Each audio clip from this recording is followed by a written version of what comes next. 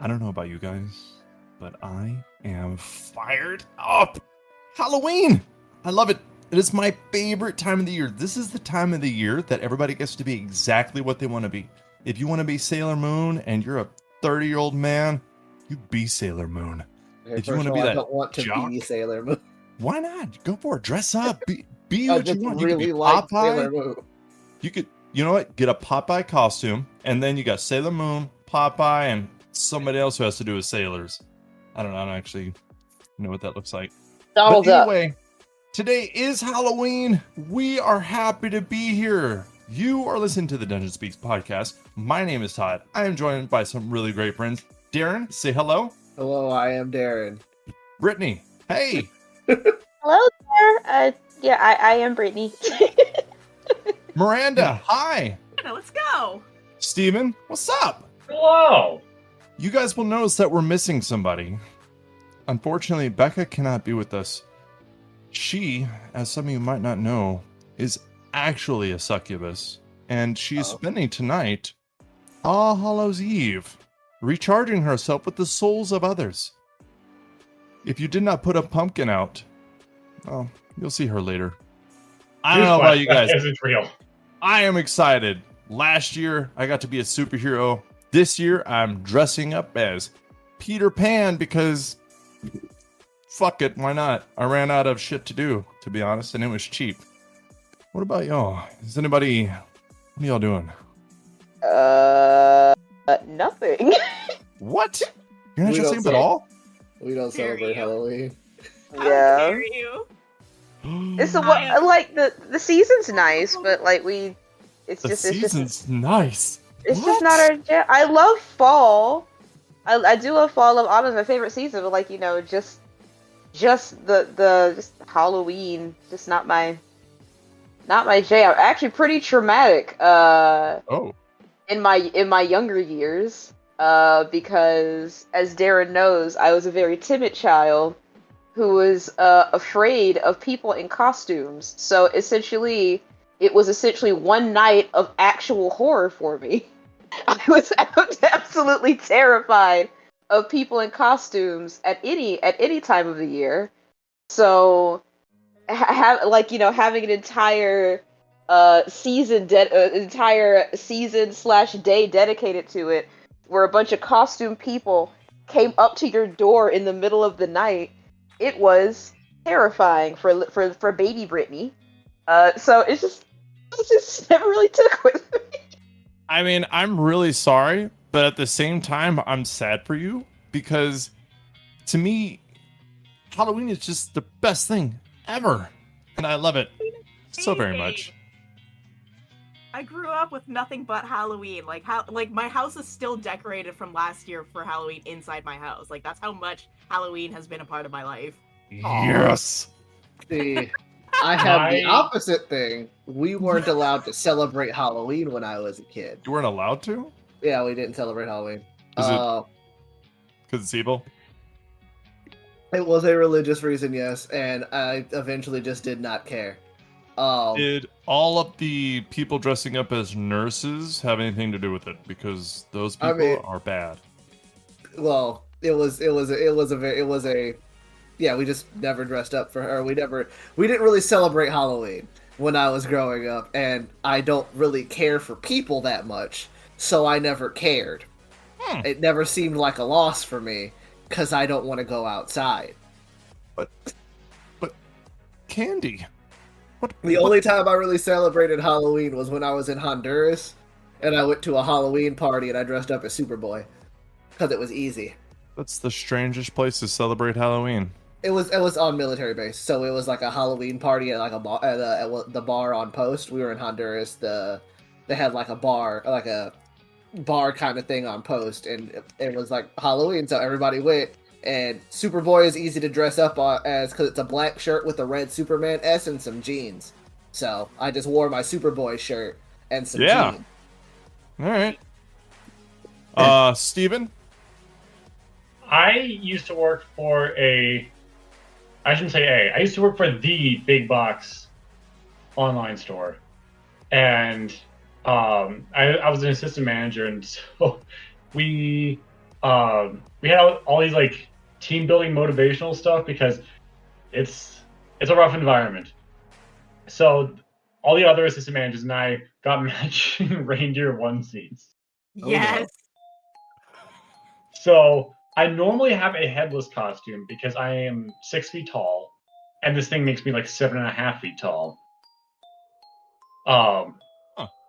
But I feel like with my current position and sitting at a desk, it's not as fun to sit at a desk and be 7.5 feet tall than it is to just be nice and cozy and sitting in a reindeer onesie. So you don't dress up for Halloween? I used to. I used to love doing it. My mom never liked it. Partly because of religious stuff, partly because she just doesn't like scary things, which, I mean, both are fair, I guess, but, you know, I got the candy. Scary. Well, it doesn't have to be scary for me, but everyone else doing the boo stuff and all that wasn't her thing. So she made it not my thing.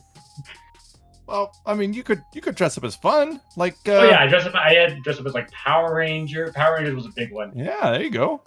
Like as an adult or as a kid? As a kid, specifically Power Rangers Wild Force, Blue Shark Ranger.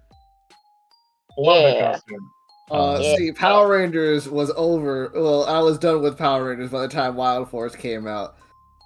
You know, I was the Green Ranger. Stop aging me. What's with the maybe it's changed over the past few years because I don't really keep up with it. I don't really have a reason to. Can somebody please explain to me like the sexy costume phenomenon? And I'm not talking about like sexy nurses or like, you know, or like sexy, I don't know, like you know, ones that make a little sense. Like you start getting in some really weird territory when it comes to sexy costumes. I got a like, sexy pyramid head. Okay. Yeah, like, ooh, sexy banana. Like, who's Here's banana? my opinion, and I could be wrong. I dress up as Captain America because I would love to be Captain America. So I'm assuming that these people who do that are dressing up like that because they happen to be a slut. Yep. But what if they? But I think her question is, what's with the sexy banana? Like, what's who doesn't with like a banana? That's healthy and delicious. Things that should not be sexy and should never be sexy. Yeah, or like that's just like a win-win. Sexy baby. Sexy baby. Or sexy Dorothy. Who the fuck wants to dress up as sexy Dorothy? Okay, there's sick bastards of every subject. I What's found up, a Miranda? sexy pyramid head that you should all check out. I think Miranda's trying to explain the sexy costume. Go ahead, Miranda. So I've got a friend I know who's in Vancouver, and that's kind of like that's her thing for some of the cons that we go to. She dresses up as a sexy Pocky, like, you know, the Japanese chocolate on a stick candies. What the fuck? Yes, she dresses up as sexy Pocky. That's her gimmick. Why? And well, here's her on here now. It's because it's a gimmick. That's straight up at this point. It's because it's funny. It's ridiculous. It's an intention sort of idea where you dress up as this sort of thing and you make it sexy and you're like, oh, look, this is a naughty sort of look to this thing. You know, I'm making the thing that's not supposed to be sexualized, and it's just funny. That's kind of what the fuck just happened. Okay, all right. I mean, I can see. It's just weird. It is very weird, but it is mostly for the laughs. So I googled sexy Pocky candy costume, and it is nowhere in here.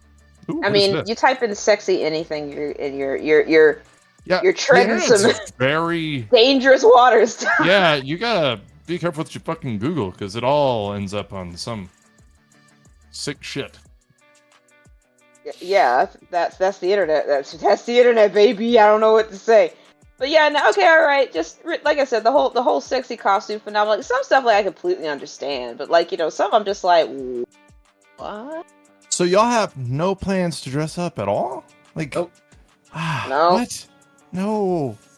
Well, I mean, like Miranda clearly does. And I'm really excited. I've been building my own costume. I have my It's gonna reindeer light up onesie. and everything. What are you building there, Miranda?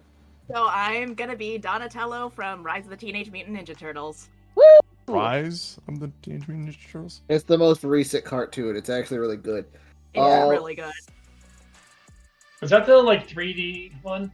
No, the No. season that was the one before Rise, which Okay. was also really good until like season 4. Huh. Yeah, Hmm. but okay, all right. Glad to Our know that. our general consensus is that Teenage Mutant Ninja Turtles is always good until it becomes about Leonardo, and then it sucks. Yeah. Pretty much. Yeah, everybody knows So- it's about Michelangelo. What the fuck? My favorite is Raphael, but We all have our He's faults. mine. We all have our plot. Raphael's my favorite, followed by Michelangelo. Okay, now you can have here's credit. here's the $1 million question, everybody. I think everybody here has pets, right? Mm. Are we dressing up our pets for Halloween? Oh yeah. No, because I No. like Put having anything blood. on a beagle before. I like having my blood inside of my body. Yeah, totally. I Fuck would not. that. There The is last a time we tried to tote put full of costumes. The last time we tried to do anything like remote, we can't get the collar back on this cat. So Yeah, it's just she hasn't don't had walk out the door. she hasn't worn a collar in like 4 years because it got caught in her bowl when she was eating and it snapped off because it's a snap-on collar, so she wouldn't choke herself. And we just haven't been able to get it back on. I don't even know where it is. So we're not getting a costume on this thing. That is quitter talk. But it's okay. We tried Alright. We tried to give her a bath and it looked like there was a massacre in our bathroom. It was not her blood.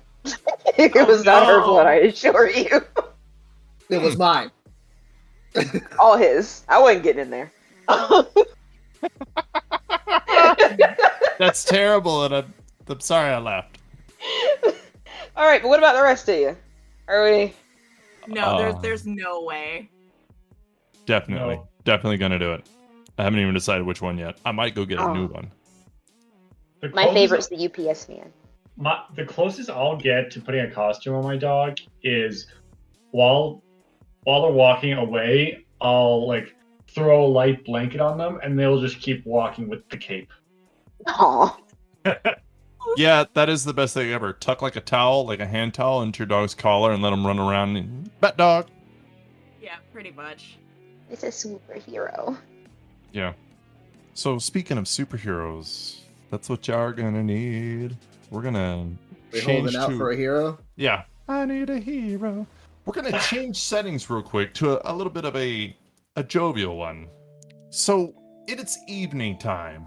The sun has set. You guys are walking along a road for hopefully heroic characters. We don't know them yet, so we'll get to that in a second. And you guys come up on a town. On one side of the road, you can see big tents. On the other side of the road, you can see numerous smaller tents with a town kind of tucked behind it, and you can see lights and lanterns strung up everywhere. Like there is something going on. And as you guys approach this town, who are we looking at here? Who is approaching this town? What do we got? Darren, you go first. Okay. Yes, I would like to open this link. Thank you. You see, he's not tiny. He is a small creature. He kind of flies into town on wings of a bat because he's a bat. And he's wearing a lot of black. Got like black leather. He's got no mask because he just is a bat. And sort of like loose fitting clothes. He's got a long sword on his back. And he kind of like cloaks himself in his wings as he lands in town. Just like one silhouette of like a blob of bat figure. His name is Stab. Stab. Aw, that's nice. Brittany, what do you got? Part of me might be sensing a pattern here. I am also a small lady. I am a heron or a bunny person. Very, very fluffy lady. With white fur and like brown like splotches all over her body. I kind of have a jovial little swagger. dressed in just like a just kind of like a tunic that kind of comes down to her waist, and like some baggy pants. Very minimalist. Um, very minimalist. But I also have like dried burnt twigs and sticks that just sort of stick out of my fur. Her name is Hyzenthle, or Hyzen for short. Anybody who gets the reference out there, you earn like 1,001 cool points from Brittany. All right. Sounds awesome. Miranda, what you got? So I am apparently the tallest person in this group right now, which is fine. But I am an autumn elven person. I've got long braided auburn hair that has fall leaves that you can't quite tell if they're growing from her hair or they're just stuck in her hair. Could be both. Who knows? But she's walking in with a bunch of different fall earthy tone leathers on her. She's got a little bit of a fur kind of coat that is decorated with little bits of like berries and kind of like she's got like a mushroom growing somewhere on her cape as well. But she's very stereotypical Disney princess, freckles, sunshines and rainbows. Her name is Maple Foxtail. Maple Foxtail. That is a bit adorable. Steven, did we save the best for last? Oh, we absolutely did. Yeah. I am playing Zig the Zoog. Zig the Zoog. What is To Zig those the of Zoog? you that don't know what a Zoog is, you will very quickly.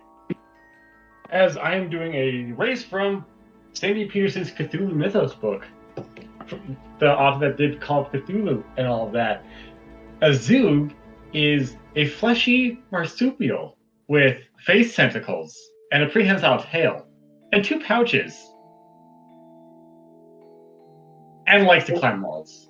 What? So what color is this guy? I mean, do you get to pick your color? Your hair? It didn't really give color, so I'm just going with the pictures, and I'm going to assume flesh tone.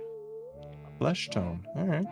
And do you have any hair, or are you just like a big worm with tentacles? I am a naked mole rat with face tentacles. Oh, righty. That is... It's adorable in a sickly, drunk, acid kind of way. I'm sure you look charming. Yeah, so as this charming lot approaches this town, you are actually approached by a gentleman who runs up to you. Well, he doesn't run up. He's not like, halt! He kind of walks up to you briskly as you approach, and you can see the bright lights. You can see a band playing through a big tent in the middle of all these little tents, and light stringing across the main road that go to on the right side. You can see there's like games and another big tent that just kind of covers a large area where people look like they're carving into pumpkins. And he just kind of greets you, and he says, "Hello there. My name is Caresta." He is an older male wood elf. He's about 5'1". He has sunburnt, kind of greenish-looking skin with like a long braided brown hair and brown eyes. He says, "Well, y'all have caught us down in our reaping day. That's what we call this here.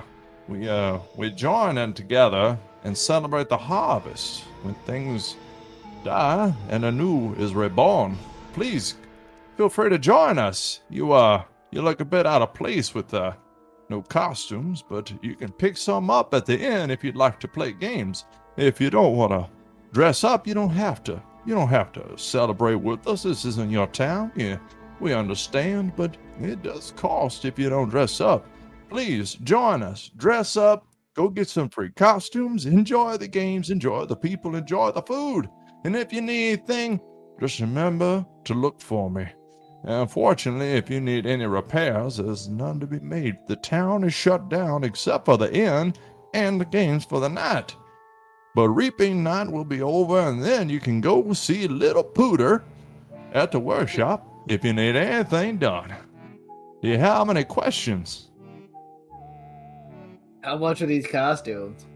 Oh, they're free for those who wish to enjoy the reaping day and the holiday it brings with cheer and merriment. Oh, Come sweet. on in.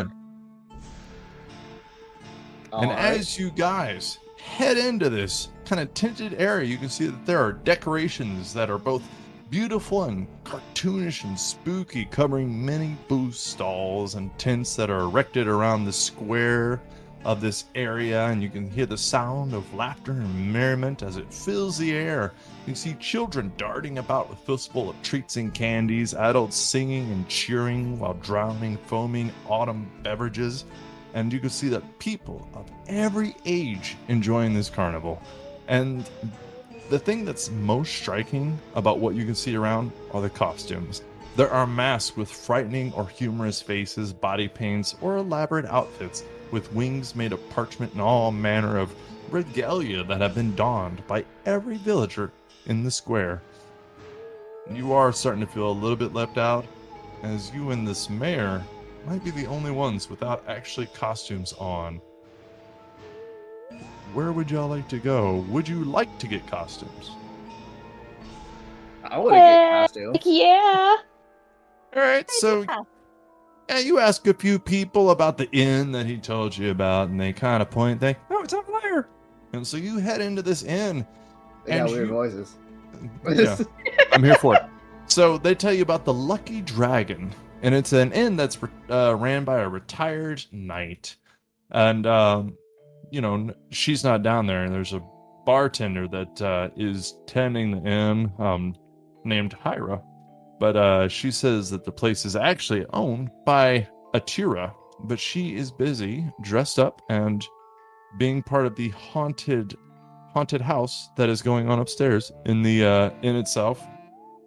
She says she kind of whispers over the counter, she's playing a witch. But she does point you towards a chest, and inside this chest there are numerous amounts of costumes.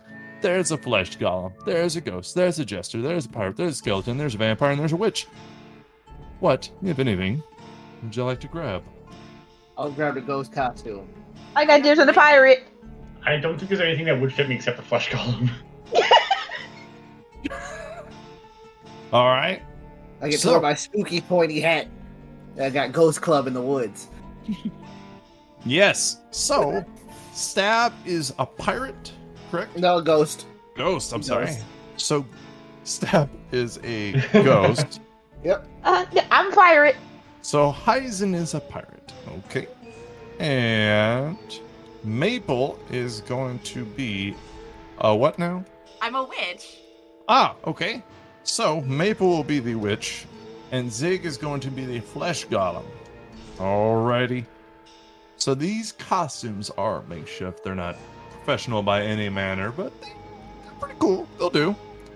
So you guys make your way back out to the tent and the merriment that is being done here. You can see on the east side of the road that it looks like there's like some kind of dunking going on, where there's a guy dressed as a bugbear, and you know he's kind of yelling out, "You can't dunk me!" And looks like he's throwing back a few drinks with his little outfit on, and people are throwing rocks at targets in order to dunk him. Besides that, like I said before, there's pumpkin carving going on. There's a tent for snacks. And then you can see like there's a wooden pier that kind of goes around this whole stack of tents that is like a semicircle around a big tent where there's a band. One tent's for ring tossing, one tent's for apple bobbing, one tent's for arm wrestling, one tent's for pick a duck, one tent's for spin the wheel, one tent is for cups and balls. So there's a tent for, you could see the dwarf who looks like he's just drinking and sitting there. And then behind all these tents, you can see a lady standing there with a bow next to a bow that's on a pedestal, like it's being shown and showcased. And you can see targets down a range. So you can assume there might be an archery game. As you guys look around, is there anywhere you would like to head specifically, or would you like to just kind of make your rounds and see where the night takes you? Okay, so are we gonna have like an itinerary, or like what does everybody seem like they're very interested in? Because I personally want to win some prizes. Are there prizes? There have to be prizes here. I mean, it's a festival, right? I mean, I want prizes. Dunk Please tank. want prizes. You wanna do the dunk tank? Yeah. It's got a lot of figure out the dunk tank. What say you, Zig? I want to play with the machine. Sheen. I look around. Dunk Looking Like- very earnestly at the dunk tank.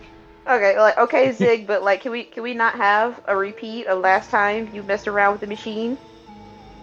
We're not allowed in that town. I hope you know, like, ever again. The machine. Promise me, Zig. we can't get kicked out on the first thing on our itinerary. Zig will scuttle down because he's perched on someone's back. We haven't decided who, but someone's back. And he will Probably Maple. I don't think anybody's tall enough. He'll just scuttle towards the cookies. Okay. Oh, I'm sure he's fine. I So- look. Zig We're is gonna go going to towards the the dunk cookies, tank. you said? Yes. So you guys head towards the dunk tank. In there, you can see, like I said before, a gentleman dressed as a bugbear, or in a bugbear's costume, and he's sitting on a plank of wood above a huge basin filled with water. And he's just kind of like, hey, you can't dunk me. You're just a bunch of people that don't know how to throw nothing. And you can see like a pile of rocks, and you can see there's 3 targets around him. One on his left, one on his right, and one above him. To dunk the bugbear, one of you has to make 3 successful ranged attacks with an improvised thrown weapon with an AC of 12. Ooh. However, the targets reset after 2 throws, so the hits have to be consecutive. Each player gets 1 try, but you get to try 6 times. Ooh. I'll give it a shot. Step Oh. on up. Snatch up some rocks. Come on, stab. Go ahead and Stab, throw with stab, your stab. dexterity modifier unless you are proficient with improvised weapons. I am not, but it's the same either way. Oh, fair enough. What you got? Throw it. 18. Yeah, that first target gets hit and he just kind of looks up like, oh shit, that was right on, man. Yeah, stab, 22. stab. And Uh-oh. 16. So with that, he flushes down. He goes right into the. You hear him go, fire! And you see like a little girl run up, and she kind of holds like a candied apple out to you, and she says, "Here you go, but don't eat it all at once. You don't want to waste it." And then she I runs appreciate- back to a table on the side. I appreciate this small child, and I will take a huge crunch out of this candy apple. I want to try. I want the candy apple. Pretty good. All right. So go ahead and pick up some rocks and give it a go. Yeah. All right. You said just a regular old ranged attack. Mm-hmm. All right. Let's see how well this goes for me. Aw, it's 7. A 7. You throw it and it goes way off into the woods behind this dunk tank, and the guy is still kind of shaking off the wetness from a stab. He just kind of goes, "Ah, you got 5 more shots. You suck." Okay. Look, there's no reason to say hurtful words. That's a 10. You throw another one. It goes past it, but close to it. He kind of looks at it, a little nervous at first, then he goes, "Ah, yeah, I figured." Boo! All right, listen here, you. Listen here, you. Go up to you and just kind of like try to give you some tips and tricks. Like, okay, make sure you angle it just right, and you have Okay. to make sure you have to take the wind velocity into consideration. Just and throw it then as hard as possible. We're take a deep breath before you throw it. Okay? Okay. Okay. All right. Okay, I take it go. like and natural one with the 4. Wow. Roll a natural 1, and that thing, as you go to throw it, just rolls back behind your finger, and it kind of almost hits Maple, but Maple is a little quick. She's able to get out of the way. The guy's like, does that fucking count? Okay, listen here, you. I'm starting to get a little angry, and the twigs that are like stuck in my fur, they can kind of see like it's starting to kind of smolder a little bit at the ends, like the end of a cigarette, because I am a wildfire druid. So the ends start to burn a little bit, and I'm like, I get 3 more tries. I point an accusatory finger. If you miss Do I? this next one, you can't make it. I want that candied apple. You ain't gonna get it. Listen here, you candied apple. Candied apple. Ha! Uh-oh. 16. One of the targets goes back. He's like, Oh shit. Yeah. See what happens when I have my friends and the power of uh-oh. 17. second one goes back. He kind of looks at the little girl. Not again. I'm gonna get that candied apple. One more. It's all you need. Come on, Hazen. Come on, baby. Come on. 22. With that, he drops into the basin of water. And the little girl laughs, just buckling over before she runs over with the candied apple. Here you go. Enjoy. That's why you need to listen to me. Just throw it as hard as possible. Suck it. The guy gets up out of the water. He's like, Lucky shot, man. You guys, you want to try Maple? maple? You want to give it a go? No. I'm okay. You guys have fun. Well, we want you to have fun too. You don't want to play hurl a rock at a man? I don't necessarily want to throw a rock at a man, no. That's okay. Listen out. I wouldn't want to throw one either if I sucked. Oh, he said you're bad at this game. Oh, shit talking. You're mean. It's all good. It's all in fun, stranger. Sorry. And Maple's just gonna kind of like pout a little bit. It's alright. Is We it- can share a candied apple. Is one of those dunk tanks where like the guy's behind like a plastic wall or something? No. No, it is a open dunk tank. He's just sitting on a plank of wood above a basin. So I want to reestablish Zig is at the cookies, very far away, but this guy is open to projectiles. Oh no. Are you going? Let's go over to Zig real quick. So Zig, you went over to what's called Graham's Special Cookies. And as you look in here, you can actually see a very old looking orc. She has cropped, straight dyed black hair, shaved on the right side, and she has brown eyes. She has light brown skin. However, she's 6'11", and she is large. You can see she has a little bit of hair in some places that you didn't know females could get hair. But as you run up, she just kind of looks over the counter and she goes, Oh, what, hello there, stranger. My name is Daz. What are you? Hungry. Well, okay. We have an Icewind sprinkled oatmeal cookie. We have a chocolate nethril cookie. We have the a closest one. roll a 1d4. 2. A 2. Okay, you grab a chocolate nethril cookie. Ooh. Okay. I will add it to my inventory. Alrighty then. She just goes, oh well, enjoy, creature. Is it? Yeah, I like climbed up onto the because I'm a small creature, and yeah, I'll just kind of like play with it in the mouth, my mouth tentacles, because that's what Zoogs can do. I don't know if you said how small you are. Did you? No, I don't think I did. Size. Zoogs are usually about 2 feet long and weigh roughly 20 pounds. You're tiny. You're smaller than me. Someone's gonna snatch you up. So do you want to I- rejoin your party, or what do you want to do after you snatch a cookie? Just scuttle on over. Is Maple? No. I'll rejoin the party. Like the cookie just kind of getting softer with the saliva. Yeah. Do you wanna throw a rock? I mean, I do like to throw a rock. I just have no specified destination at the moment. Would you like to throw a rock at the targets?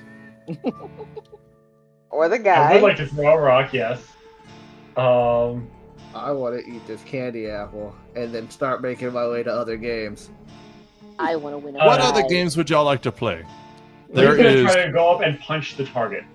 Oh, the They're little gonna girl. try Okay, so anyone is free to snatch me up if you want to. The little girl kind of runs up. She goes, "That's cheating. You can't I'm gonna do crawl that." around her. oh, Zig! Zig, you promised. Zig, you looked me in the eyes That's and you cheating. promised me. Thing is big and embarrassing, so Stab is gonna walk over to ring toss. Zig's just gonna look over, like now holding the cookie with his two front feet. I don't know. Appendages. Zig, Zig, just don't get the want- cookie in the water. Yes, Well- now let's go for Stab. Yeah. On your way to ring toss, Stab, you pass the snacks, and as you pass by, you can see somebody standing back there. But you see little candies, little chocolates, things like that. But as you get to the ring toss itself, you could see there is a older female woman in there. She has a bald head and gray eyes with light pink skin, and she introduces herself as Kriya. And she just kind of smiles and she says, "You toss the ring at a bottle and you get to keep whatever it lands on. Would you Is like that- to try it?" Stab takes a crunch out, like the last little crunch out of his apple. Just kind of like sticks the stick in his mouth, kind of like a piece of straw, and nods like, "Yeah, let me get." He looks She- over at the rings. What does he look? What does he see? You can see there are lots of bottles just sticking straight up. There's at least 10 different kinds of bottles. And she hands you a little ring that's about the size of a fist. It's maybe 3 inches in diameter. She says, you toss this on the bottle tops. Can you do that?" And you roll a 1d20 plus dex unless you're proficient with improvised weapons All right. or rings. He kind of like spins the ring on his finger and like starts spinning it fast and gears back to like whirl it on top of one of the rings. 19. 19. It lands on one of them. Roll a 1d10. All right. She goes and picks it up and she's like, "Oh, that is a good job. I hope you enjoy your full 750 milliliter bottle of brandy." Randy, he starts drinking it. "Oh, well, slow down, son. That's strong. Oh, well, and it's all gone. Okay. Man, this place has a lot of food. Oh, yes, we prepare all year for this. It helps bring money into the town."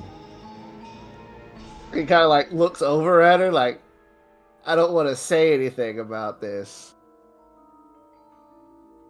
but he like walks away, like mumbling to himself, like, "How does it bring money if everything's free?"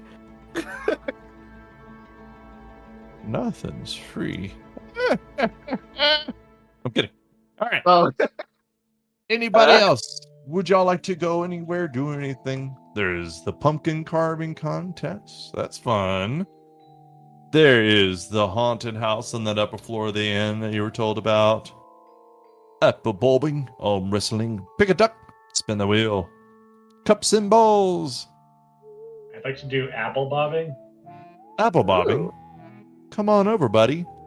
You pop into that tent next to Stab there, and you see a human man. He's middle-aged. He's got crop brown mohawk with blue eyes, soft brown skin. He's about 5'3", He introduces himself as Fendril. He says, hello there. All you gotta do is get your head down in the water. You grab an apple with your mouth. You pull it out, and that's it. You get an apple. Good job on yourself. Do it. These are in like barrels, right? Yeah, it's just a tub of water with apples bobbing in it. Roll a flat dexterity check to see if you can grab an apple with nothing but your mouth. I have mouth tentacles. Yeah, he kind of looks at you as your tentacles are whirling about, and he's like, it might be cheating. I don't know. Well, let's find out. It's just meow. And so, am I still running the 1d20? A 1d20 plus dexterity. Do I get advantage?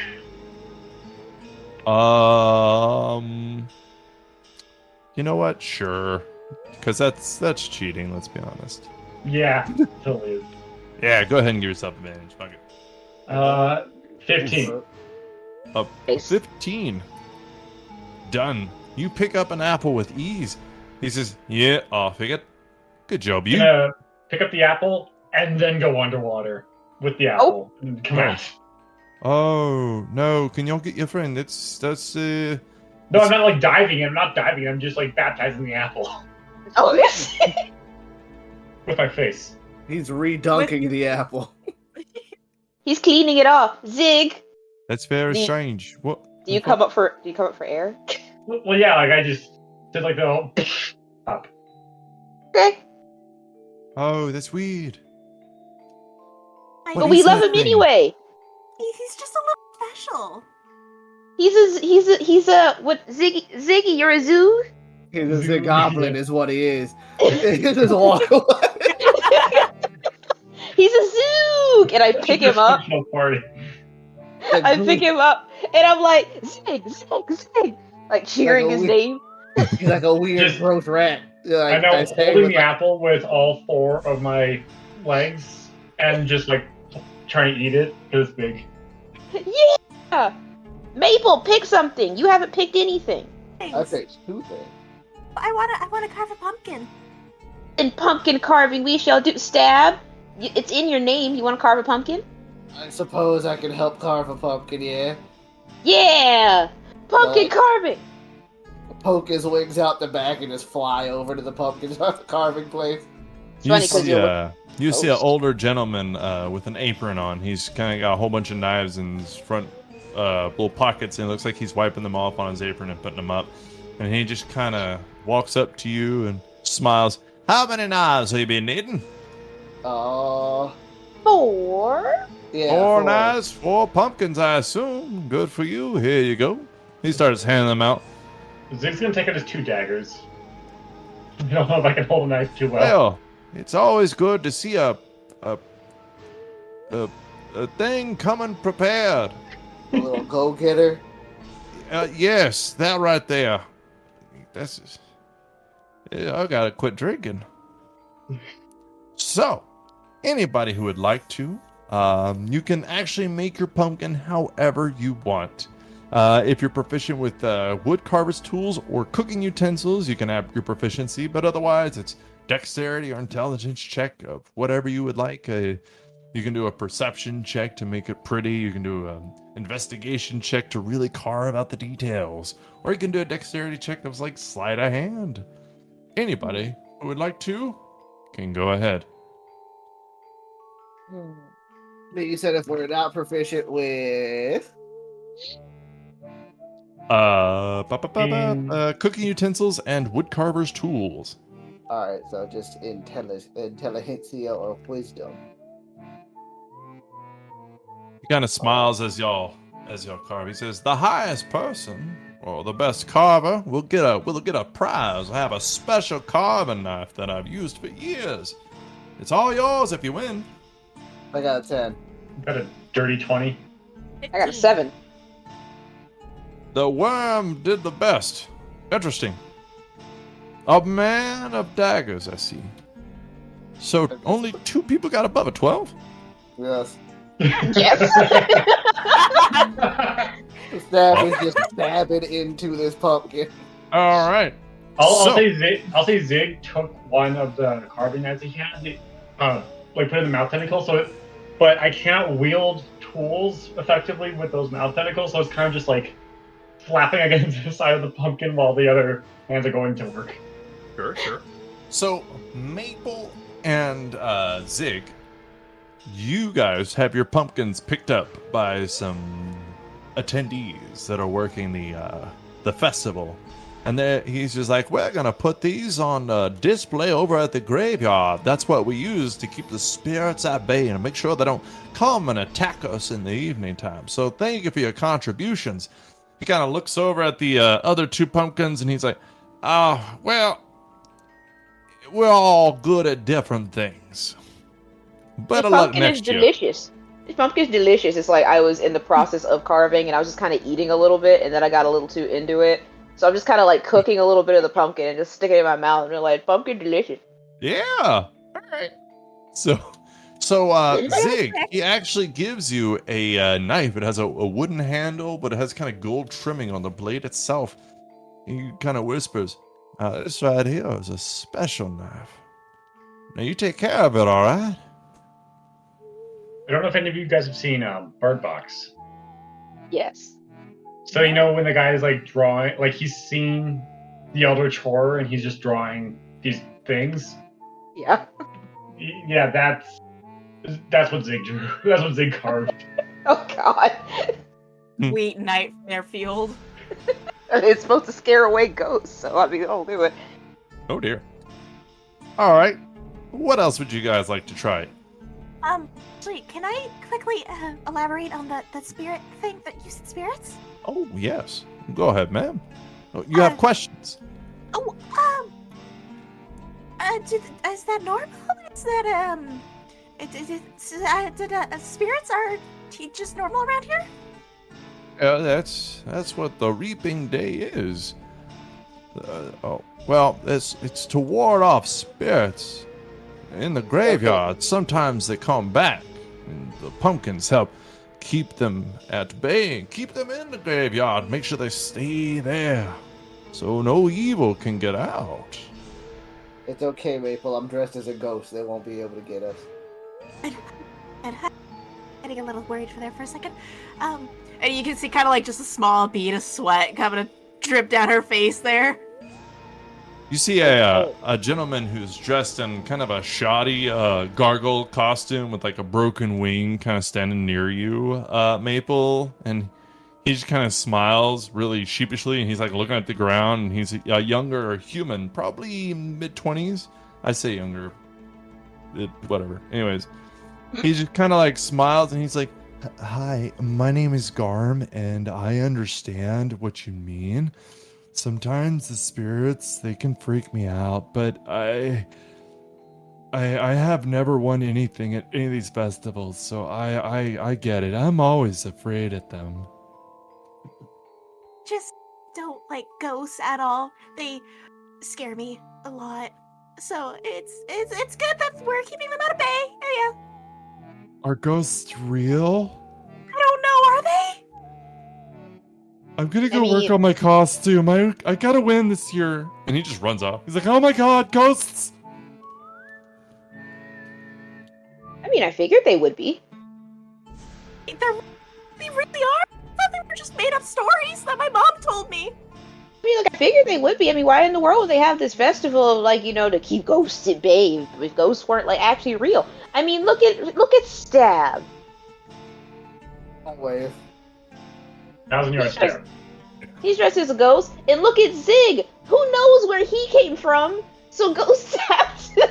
So maybe there's some credence for it. If I had to guess, the trash bin. You think I'm a shaved raccoon? That was slightly mean, but hilarious. He could be a shaved raccoon. I mean, for all we know. We don't know raccoons don't have tentacles under their fur. So, Okay. is there anything else you guys would like to do? I feel like your attitude towards my character is just revenge for winning against LSD. I think... okay, so I'm beginning to notice a pattern with these games that I'm playing that maybe a game of skill isn't really my thing. So how about a game of chance? Let's go spin a wheel, guys. That's fine. You didn't get to choose anything yet. Yeah, either that or is that pick a duck? Are there real ducks there? And I run over to the pick a duck. I thought You we were, see- okay. You see floating hollow wooden ducks in water with a older male, not older, a middle-aged man with a long braided dyed purple hair. And he's got blue eyes and kind of rough, like tanned skin. He's about 5'11". He's a hefty fella. And he's standing there and he's like, "Hello there. My name is Kelvin. Are you here to pick a duck?" Well, I was hoping they'd be real ducks, but yeah, no, I could pick a cute little wooden ducky. Yeah. Zig's gonna just like vaguely point at one of them. And you can see it is a pool of ducks. It's about 10 feet in diameter, and there are thousands of these wooden painted ducks. And at the very bottom of them, there's going to be a color. Each duck, maybe, has a color. If it's a blue, it's of a certain value. If it's a red, it's of a certain value. If it's a yellow, it's of a certain value. If it has no paint, it has no value. Just pick up a random one, and this, my friends, is a game of chance. Who would like to go first? This is a chest. Roll a 1d100. I sure can. 12. A 12. Well, that, ma'am, is a number I'm looking for. That is a winner. Oh, well, first try, first serve. And he hands you 5 gold. Ooh. Enjoy, Hey! little lady. What Would is anybody else like to try? I'll go. So who's the biggest one here out of all of us? Maple. quiet Okay, one. there we go. And her gross woodland horde. That's a 20. A 20. Disney He princess. smiles. He says, "Well, that one is a winner. Here you go." Yay! And he holds up 1 gold coin. And he just kind of like plops into your palm. Don't spend it all in one place. I glare at him like there's no need to be. Oh, well, I mean, that's uncalled for. I'm sorry, were you being genuine? Takes out a bat-shaped shuriken and selects a duck. Which duck does he pick? Let's find out. 82. Good You lord. pick up a duck and there's no color on the bottom of it. He says, "Oh, I'm sorry, little fella. That will not do." Ah, this game is bull. He like turns around and wraps himself up in his cloak and just pouts. Zig is going to run up someone's arm and belly flop into the duck pond. Oh. No, Zig, you're supposed to pick a. Aw. Please get your pet out of the water. Zig, pick a duck while you're down there. Yeah, you can see like the arms kind of just like grab around one of the ducks. It's a graboid. Did you pick? Zig, hold it up. Which one did you get? He can't breathe underwater. Zig. Oh God, Is Zig! he okay? I don't like to swim. Somebody get him. I will reach over and I will try I to don't fish think I him can out. jump far enough for you to need to dive in. You just maybe need to reach a little bit. I mean, to be fair, all of us are all pretty small, so it would have to be. Yes. Yeah, I will reach in and just like grab him by the scruff. You grab me by the duck because I'm underneath the duck. Okay, well I'll grab you by the duck. What color is on this duck? Oh, 1d100. 65. Oh, what number? 65. Oh, there is no color underneath it. He just kind of shakes his head. "Oh, I'm sorry, little guy." I'm holding How- on to the duck. I'm How'd not you letting this one cheat go. and still lose? I gave him a chance. That could happen.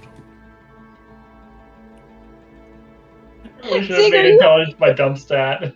Better See, luck how'd you next cheat time, and my still friends. lose? I don't care. Oh well. At least I got something. Yeah, you To the won. right, there's arm wrestling. To the left, there is spin the wheel. Can I Oh, tempt right. you to a game of spinning a wheel? I'll spin a wheel. All right. You walk in there and you can see a giant wheel. It is numbered 1 through 20, and there is nothing attached to it showing any rewards whatsoever. There is an old dwarf in there. He has long, very curled golden hair and brown eyes. He has silky dark skin. He's actually pretty tall. He is 4'9" and a massive build. He says, "Hello there. My name is Udor. What can I do you for?" So this wheel, I don't really see, anything. You spin the wheel. Okay. And Then what's what the happens? result? You spin the wheel. If it lands on something that has a reward, you get the reward. If you don't, you don't. So the wheel's not gonna tell us what kind of reward we get. Okay, alrighty. Spin the wheel. Alright, big. Alright, okay, alright. Your hair is fantastic, by the way, and I jump up and spin the wheel. Alrighty, roll a 1d20. Alrighty. After you spin, he's kind of watching. He goes, "The higher the better." That's a 5. Why is this happening to me? He hands you 12 copper pieces. He just kind of smiles. Enjoy. Ooh, okay. Next. Yeah. Turn. Oh, No. What? Are you Maple? Are you Maple. playing? Yeah, I want to try. Okay. spin it. Doot doot doot doot doot. 11. 11. He kind of smiles and he hands you a bag that is hefty. Enjoy counting. He hands you 1,400 copper. Jesus. What? Just kind of grins at the tall figure. Stab will grab the bottom of it and just like the bottom spoke of the wheel and just spin it as hard as he can. Let's see what you got there. Come on, son. Roll a 1d20. Oh, what? Oh. Dude, he spun it so hard it went full circle. He kind of smiles. Here you go, little fella. 7 copper for you. This ain't gonna get me on the black market. Anyway, He looks at Zig. Is that your pet? Is he gonna try? He's Zig, not a pet. He's going to stick his face on the middle of the wheel and then use his tentacles to slowly speed it up because I don't know if I have enough, strength or range to actually stand. He just watches with his mouth open like, what the fuck am I watching? Zig, Zig, Zig. And Yeah, after it that's gains funny. him speed, he's gonna pull off. Go ahead and roll a 1d20. Okay. 13. 13. He goes, Whoa, we got a big spender here. He hands you a sack of 90 gold. He says, good luck, worm. he's gonna eat it. He's not gonna. I don't know where I'm gonna put it, but I have 90 gold now. He's not gonna eat it. He wouldn't Might. eat it. He hasn't tried to eat gold in like 2 months. You see, that's the thing. He's overdue to eat some. He won't eat it. I trust Zig. He's been on his best behavior today. Mm. He has. We'll just eye Zig just very carefully. I'm holding onto a bag. I don't know what to do with it. Oh, I guess you're. I and Steven don't know what to do with this because this is probably half the size of me. Use it as Yeah. an improvised weapon. No, no, don't encourage him. Maple, maybe you can hold it for Zig. Make sure, maybe we can write his name on it so we know it's Zig's. Keep it separated from my stuff. Yeah. Yeah, there you go. I don't know. You want my? I don't know. I'm keeping this gold piece, but you want my copper piece? I don't know what the heck I can buy with the copper pieces. Well, it all adds up in the end, doesn't it? Suppose so. Suppose so. Fine. I'll keep the copper pieces. I think it Oh. all adds up in the end. Can also use that as an improvised weapon. They don't leave bruises. No, we're not doing that. We're gonna go play. That's how you deal with the criminal element. We're gonna play. Stab, what's wrong with you? We're gonna. I don't know, As guys. you're discussing this, the revelries suddenly stop as a pillar of green light bursts through the roof of one of the nearby cottages behind this merriment and festival. Villagers point and gasp. Children scream. The light reaches hundreds of feet in the night sky where it collects in a whirling mass. Moments later, 3 bolts of green lightning strike the town. 1 bolt strikes the roof of the inn. Another bolt strikes the tallest gravestone in the graveyard. And the third strikes the dunk tank mere feet from where you are actually standing. Villagers scatter in frightened confusion. Some of them begin to change shape as they run off into the darkness, transforming to better resemble their costumes. The man in the dunk tank now carries a very real axe and looks a little bit more like an actual bugbear. As he starts gathering himself and walking towards you, he growls, "You can't dunk me." And you can see the three targets have sprouted arms and legs and are hefting stones randomly at people menacingly. Roll for initiative. I think this is still part of the game. Hey, you all kind of hear Zig just in the background, almost don't even recognize it. It has begun. What'd you say? Yeah. I'm sure it was nothing. That is a 20 for me, sir. Hang on, I've lost my initiative. There it is. All right. Let's see here. What was it? Heisen? Yep, Heisen. Heisen. And what was your initiative again? I'm sorry. 20. 20. Okay. And Darren Stab. Indeed. And your initiative was what? 21. 21. Maple. I'm assuming I after the got- syrup. Yeah, I got a 14. 14. And Mr. Zig Also got a 14. also got a 14. Who has the higher dexterity? I think we have the same. 19. No, 18 for me. You have the same bonus. All right. Would you Yeah. please roll again, both of you? Just a flat D20. A flat D20? Flat D20. 7. 3! Wow. Somehow, your 7 wins out. So Maple will pull slightly ahead of Zig in this confrontation. Stab, you see this guy walking towards you. You can't dunk me. You can see 3 targets floating behind him, hurling rocks. What do you do? Oh boy, I get to dunk him again? Indeed. His wings will flap out, and he will fly 30 feet over here. I don't think I can reach him. And I'll stay up in the air. It's flapping while I wait for... Hold on, what can I do? Oh, I do have a short bow, but I want to punch him.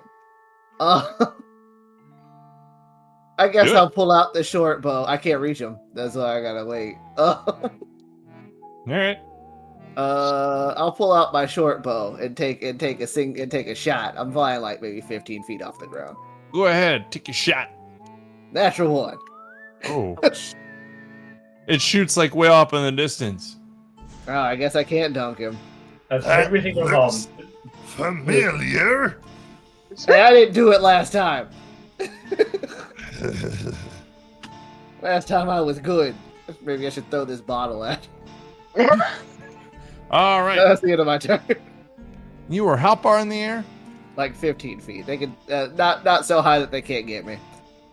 Oh, higher. Too high for him to get you though. Fair enough. So he's gonna go. Can I select him? Oh, okay. Now I can. He's gonna go 5, 10, 15, 20, 25 feet. He's gonna go almost right under you and just sit there, kind of shaking his axe. You calm down now, boy. Give me a second. Okay. But then you Possible. come down. All right. After that, Heisen, the quick Ar- bunny. What do you want to do?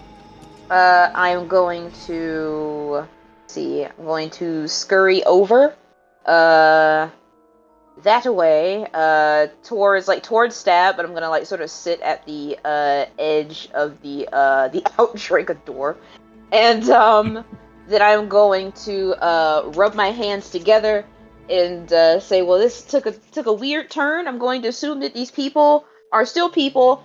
Smack the ground, and cast Entangle, as a bunch of vines erupt, and slither up and around this new bugbear fellow. He has to make a strength saving throw of 14. Alrighty then. Let's see. Bugbears are decently strong, yet not proficient with any saving throw. So, all right, whatever. That is a 13. Nice. He is restrained. Well, Bart. Alrighty. So, remind us real quick, what exactly does restrain do? Speed becomes 0. Can't benefit from any bonuses to XP. Attack rolls against a creature have advantage. So we have advantage, and the creature's attack rolls have disadvantage. So he has disadvantage against us, and he has disadvantage on all dex saving throws. There we go. That's not fun, but all right. Now, Stab, you see these targets floating in the air, kind of look around, and then look up at you.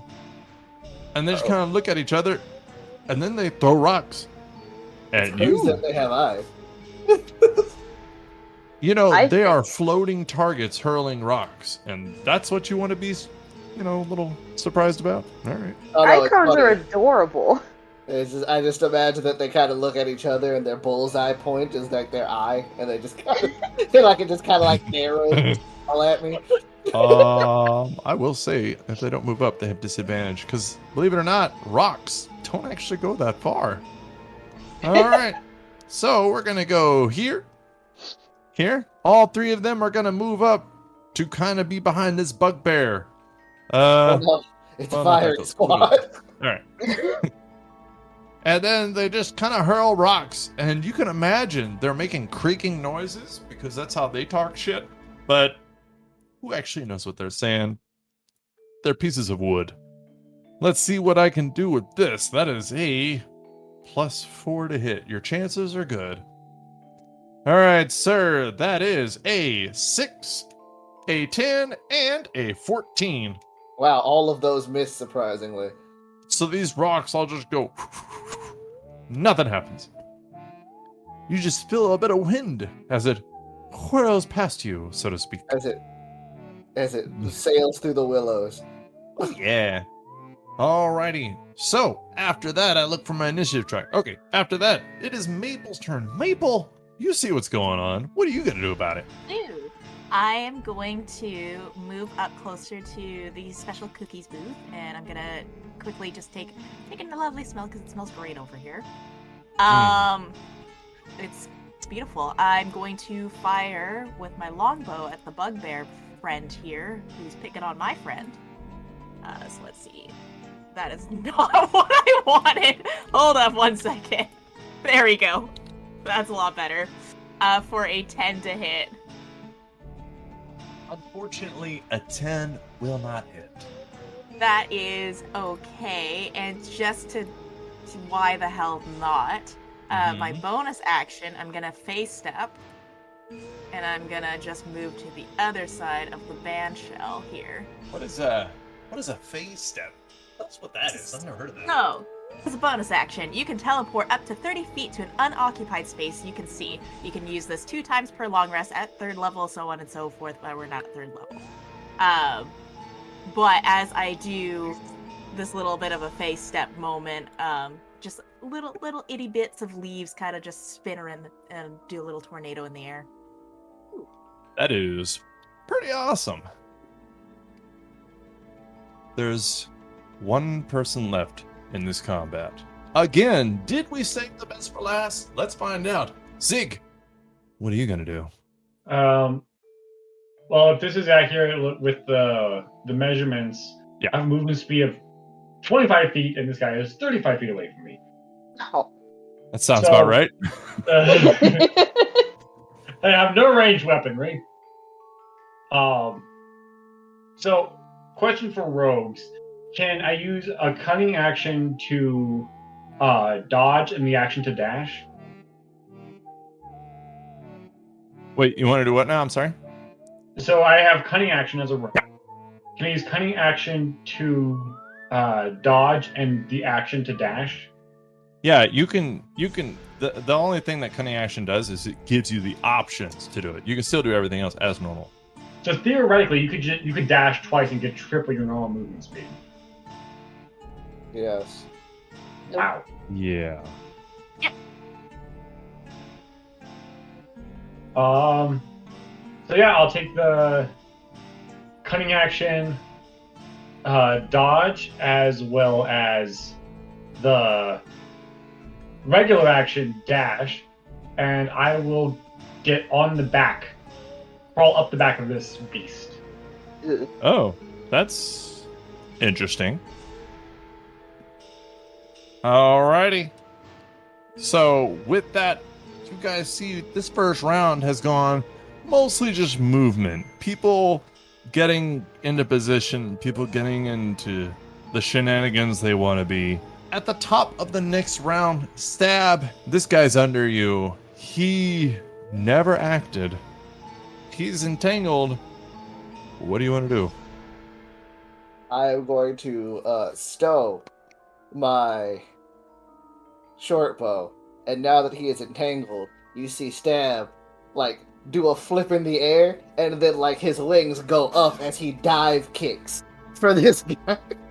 Alrighty, so he was. I said that a certain way on purpose. I didn't know if you caught it. Said he No, he hadn't hadn't. acted.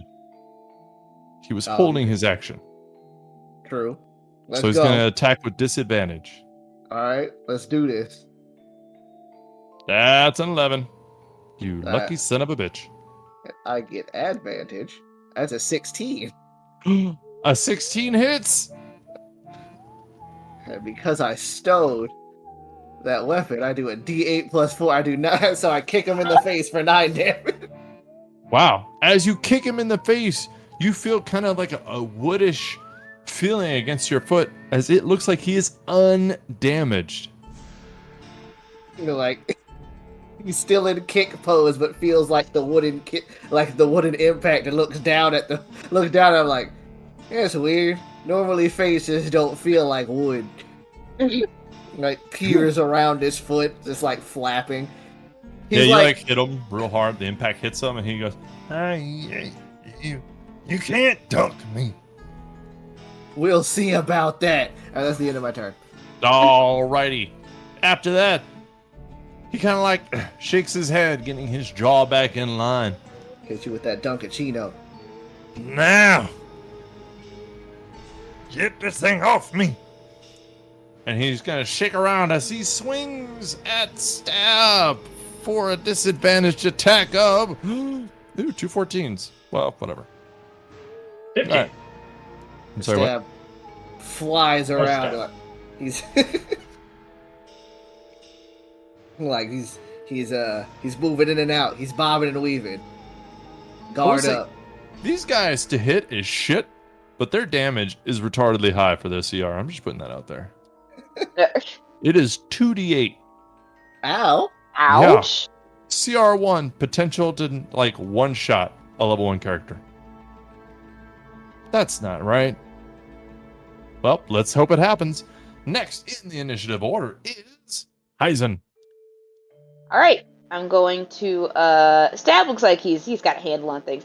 I'm gonna walk come a little bit closer to these targets that are throwing rocks, and these two right here, gonna get kind of a gleeful look on my face. Rub my hands together, but this time, my fur like starts to spark and ignite. And I shoot my little paws out and cast Burning Hands. Oh shit. It's a 15-foot cone. and I'm going to say I do love me some kindling. Do you want to include Zig? No. It's just gonna be. Hold on, I'm gonna. You sure? Yes. I mean, he's kind of weird. No, I love Zig. It's All just right. gonna be from here to here. So I'm not trying to hit the bugbear or Zig or anybody. It's gonna be that little cone He's a right gross trash beast, but he's our gross trash. there. Pretty much. So they have to make a dexterity saving throw. Dexterity saving throw. They're really good at And- those. They have to hit they have to beat a 14. Well, they are immune to 2 types of damage. Would you like to guess what those damage types are? Immune to fire? No, poison. Their saving throw total is a 18 and a 19. I rolled a 16 and a 17 naturally. All right then. Well, However, then they still. They're still fucking Yeah? wood. They're vulnerable to fire. What's your Oh, damage? okay. For half a second, I was just like, "What the hell, man?" Okay, 3d6. That's 10. But because they 3d6? made the Jeez. but because they made the dex, it's half, so it's 5. All right. 5 fire damage. So then doubled is 10. So, Yeah. unfortunately, these 2 burn up. Just fire covers them, and they kind of shriek in a wooden creaking way that makes you a little sad, but you don't know why, because it's fucking creaking wood. I don't know what they're saying. The bugbear actually looks a little bit like he's cracking, like the wood of the targets. Guys, something weird's happening. Okay, and then I never played a druid before, so I'm kind of curious if I get like any like bonus actions or anything like that. Anything that's Healing word. really fun. Yeah, not much. Technically, I do, but I want to say I want to save that one. All right, cool. Nope, I'm done. Alrighty. So after that, it is the target's turn, actually. So the target, the one left standing, is going to... There's 3 of yous. Let's go roll 1d6. 1, 2, stab. 3, 4, zig. 5, 6, Heisen. Zig. Zig, this target's gonna try to throw a rock at you, which is a strange sentence to say. Alright. So, plus 4 to hit. Let's see what... I don't know why that's my default word when I'm looking for something. That's not good. I need to work on that. All right, that is a 12 to hit. Nope. Alrighty, so you see this rock go flying past you. These targets suck. All right. So with that, it is now.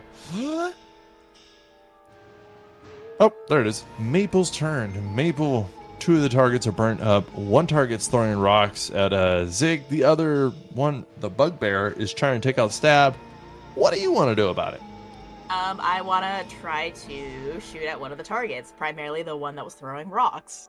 Yeah. You know what? Sounds fair enough. Give it a go. Let's go. Let's see if I hit the target. With a 26. Oh, yeah. Please tell me that's a bullseye. You know what? That is over 10 of its AC, so I'm going to say you hit it right on the bullseye. Beautiful. Very huge satisfaction moment for a ranger. Legit. So it's going to take 12 piercing damage. 12. That's a lot. All right. So with that, you see it just flop on its back like a piece of wood does, and you see this bugbear almost collapse. Another crack going through its body. And it just says, real tired, like, you can't dump me. Pick Zig. him up and throw him in the duct. Zig, it's your turn. Finish him. Zig is going to stab him in the back. Oh my god! That's a Just like his man! best friend. Anyways, Oh no. Yes. does an 11 hit? Oh. Even hurt on his knees. Oh, wait. You have advantage. He's restrained. Oh, that's Yep. right. Does a 16 hit? A 16 does hit. Do what you do. Stab him in the back. Finish him.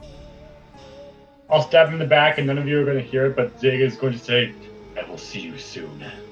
Oh God. Oh no! That's nice. So he just acts like a little trash. He's sinister. And then Zig's just going to say, machine! So how much damage do you do? There we Four. go. 4 damage. 4. Alrighty. So, blessed by Darren, you have not finished this guy off. Your dagger sticks in him like wood, but he is still alive with 1 hit point. Stab. It's your turn. You have advantage. You have to kill him. If you don't, he's going to attack you. He could possibly do 2d8 plus his strength. Finish him off. Let's go. I will look him in the eye and say, I can dunk you. And then non-lethally punch him in the face. Let's see. Mouth punch. My bad. Natural Oh! 20. Natural 20. It was a +6, but that's still a natural. It's a +6, so +4. I messed up, but it is still a natural 20. That is awesome. So yeah, you talk all this shit, and unlike when I talk shit, you follow through with it. You natural 20 his ass, and you knock him the fuck out. As he lands on the ground with Zig on his back, he turns back into just a drunk guy with a bugbear suit on. He's not conscious, but he definitely smells of some kind of whiskey. No child alive can defeat the grave. Okay. You that was see, weird. as you're looking at him, you can see a slight green glow kind of fall off of him onto the dirt, and you see like a little green lightning crystal fall off of him and into the dirt. I will land next to him, fold my wings back around me like a cloak. If anyone has seen that episode of Justice League Unlimited where they all get turned into children, that's Batman. 8-year-old Batman is what he looks like. Fair. It's adorable. And then he just picks up the crystal and looks at it, holds it up and says, I have no idea what this is. Well, I have good news. Something has gone amiss here. But it is not for nothing. All of you wearing costumes actually get bonuses. Zig, with your flesh golem costume, your maximum hit points is increased by amount of your level. I already forgot what fucking stab is. A ghost. Ghost. Why can't I remember that? Well, you know what? You can move through the space of any creature without treating it as difficult terrain, but you cannot end your movement there. So that's pretty cool. Let's see here. Heisen was a pirate, right? Yep. You get a +1 damage bonus to all damage rolls. Yeah. That's pretty good. Let's see here. Maple, if I'm not going to try to guess, would you remind me, please? Was a witch. A witch. Fuck. The witch can cast Witch Bolt once during Reaper Day, and you can use the better of Intelligence, Wisdom, or Charisma as your spellcasting ability. So that's fun. Everybody gets a little something, and you all look a lot more like your costumes. Kind of like Mr. Bugbear there. Ugh. I am the ghost of the Reaping Festival. By the Nothing way- changes. Nothing changes with Zig.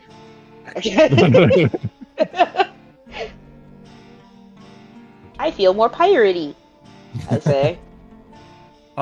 So as you guys look around, you can see that there was green light coming from that cottage. The graveyard, which I haven't really been to, but you can see it in the distance, kind of to the north, is glowing green. The inn behind this festival, it's got a green light to it. What would you like to do? Or would you like to just say, fuck it, and leave the town? Because is that your problem? Last time I played Call of Cthulhu, that was the right answer, and we didn't do it. No, we have to help these people. Which area did the green light shoot out of? It shot out of the cottage. Okay. Stab points to it like, you think that's part of the festival? I don't know, maybe. It's spooky looking. Should we go check it out? I mean, yes, of course. We should check out all the green lights because who knows? There might be hostages. There might be things for me to burn. We don't know. Alright, calm down. That escalated. There might be things for me to burn, Stab. There might be war crimes to commit. War crime. You mentioned war crimes, and he flies up in the air chanting, war crimes, war crimes. Let's go do that. Let's go burn a cottage. To save people. To save people, yes. Yeah. we go to the cottage. Sure. It's a saving fire. So, as you guys go to this cottage, you kind of get to the front of it, and you are attacked. The front of this cottage, as you get up to it, it is small, and you can see that there is a light coming from it. It's nothing special. It's just like a one-story building with 2 rooms. And as you kind of get up to it, the front room, you can see like there seems to be chairs and cupboards. However, with the door going to the right, I need you to roll initiative as you see a gargoyle leap down from the building and onto the party. Ah, crap. All right. I was gonna cloak myself and sneak inside, but I guess we got pitched by the 5-0. Alright, let's do this. Oof. Alright, I got 18. Stab got an 18. I will admit, gargoyle, natural 20 on initiatives. So Yeah. you guys did good. Stab 18, right? Word. All right. Heisen, 13. 13. Maple. I got a 7. Boo. Zig. 19. I'm sorry. 19. 19. Ooh, that's pretty good. Unfortunately, not great, but this kind of plays into what happened. So you guys start opening this door and start walking in, and you hear this shriek from above as a gargoyle just lands in the middle of you and just starts going wildly crazy. And you see that one of his wings is broken. I'm gonna roll a 1d4 because none of y'all have really pissed him off yet. Let's see here. We're gonna go Maple, Zig, Stab, Heisen. That's a 4. Heisen! It just looks at you, shrieks, and looking at his attacks, what does he do? He's gonna bite and then claw. So he comes at you with his open jaws with an 18 to hit. An 18. Yeah. Alrighty. That's a very enthusiastic. Yeah, I appreciate it. Yeah. He's gonna bite you for 3 points of piercing damage. This dude is weak. Hey. He's gonna bring up his claws. He's gonna scratch you with an 8 to hit. No.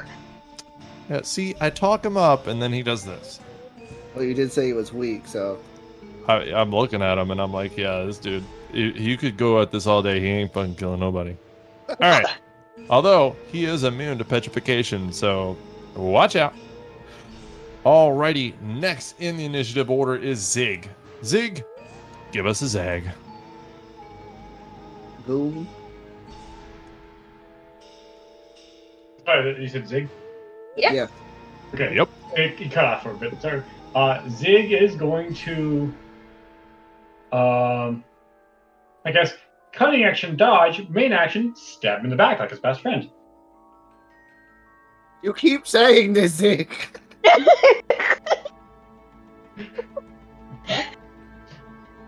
There's a reason why Zig is on this plane of existence. It's fine. I'm sure it's fine. I'm sure this means nothing. Well, Zig's not saying that. He's just gonna stab him in the back. That's all you guys see. It's a 13 hit. Unfortunately, a 13 will not hit. You go to clink against him, and he has stony armor. His skin is made of stone, so he's going to be a little harder to hit than that. Cunning action dodge. Alrighty then. So you start bobbing and weaving after trying to shank him. Next is stab. All right. Seeing how that happened. You know what? I'm gonna try it anyway. And I do have a question. For unarmed fighting, can I use my bonus action to punch with my other hand without adding anything to it? Yes. Okay, cool. Because I've always thought it was dumb that, oh, you can't punch with your offhand. Like, what? Under the rules, I think you can. Oh, no, it's not you're very right. specific about the rules. I know that monks can do it and they make a big deal out of it, but I'm like, but yeah, they did it to give the monk something special. I forgot about that. But for the superhero's sake, yes, you can. All right, cool.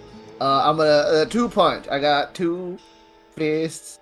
That's a dirty 20 for 1 punch, That'll hit, yeah. and then a 12 for the other punch. I will not. All right, cool. Good thing my main punch is what hit. All right, cool. All right, so he kind of swoops down and punch, and 1 punch connects to the other punch. He just kind of like cracks his knuckles and gets the stone for 7 damage. 7 points of damage. Now, here's the bad thing. Are your fists magical? No, I don't think. As you punch him, I don't know. As you punch him, he seems to take a little less damage.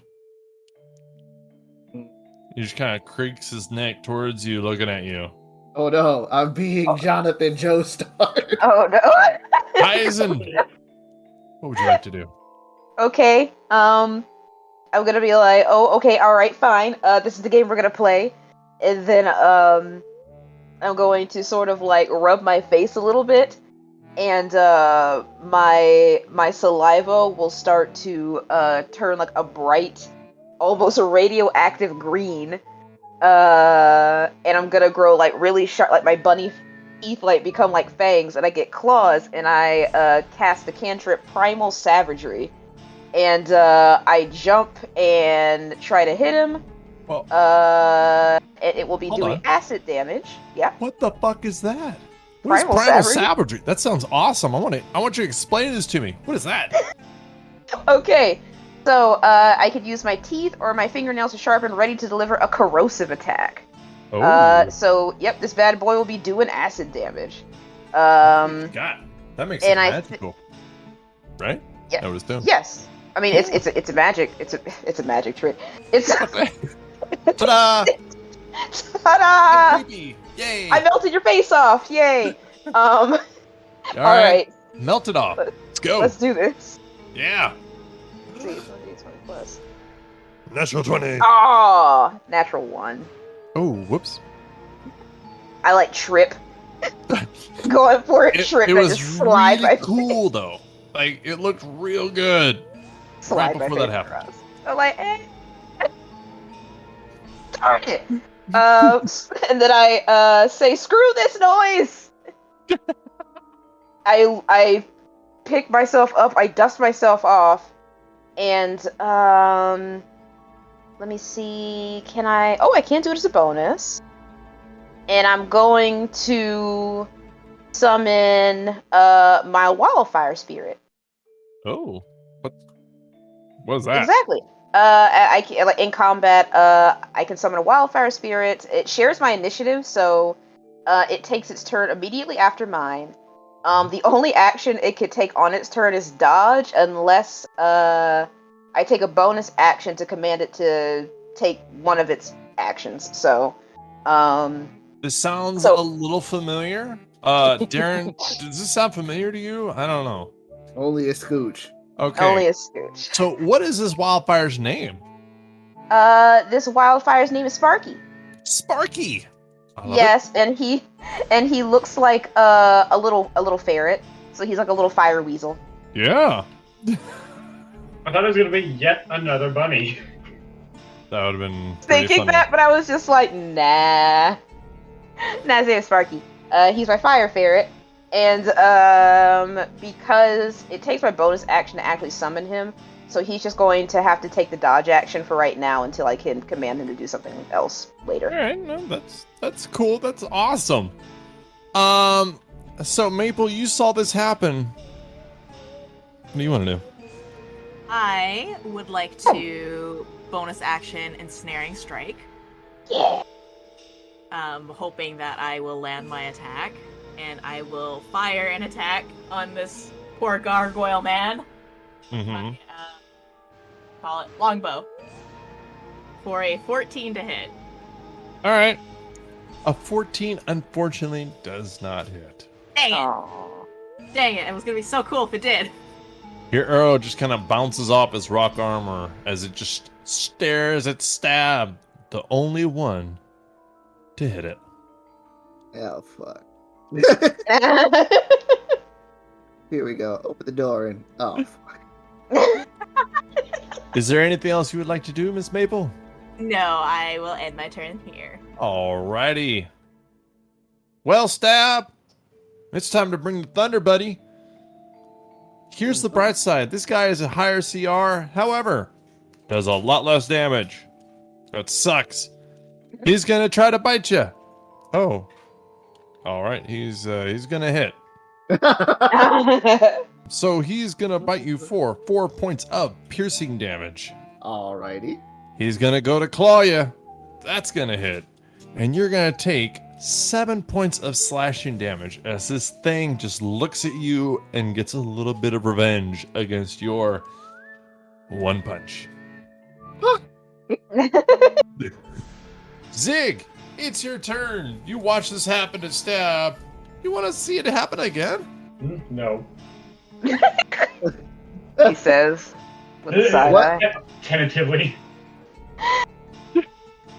I imagine he, Never imagine mind, he right? looks like the stupid Max from friggin' Max and Ruby.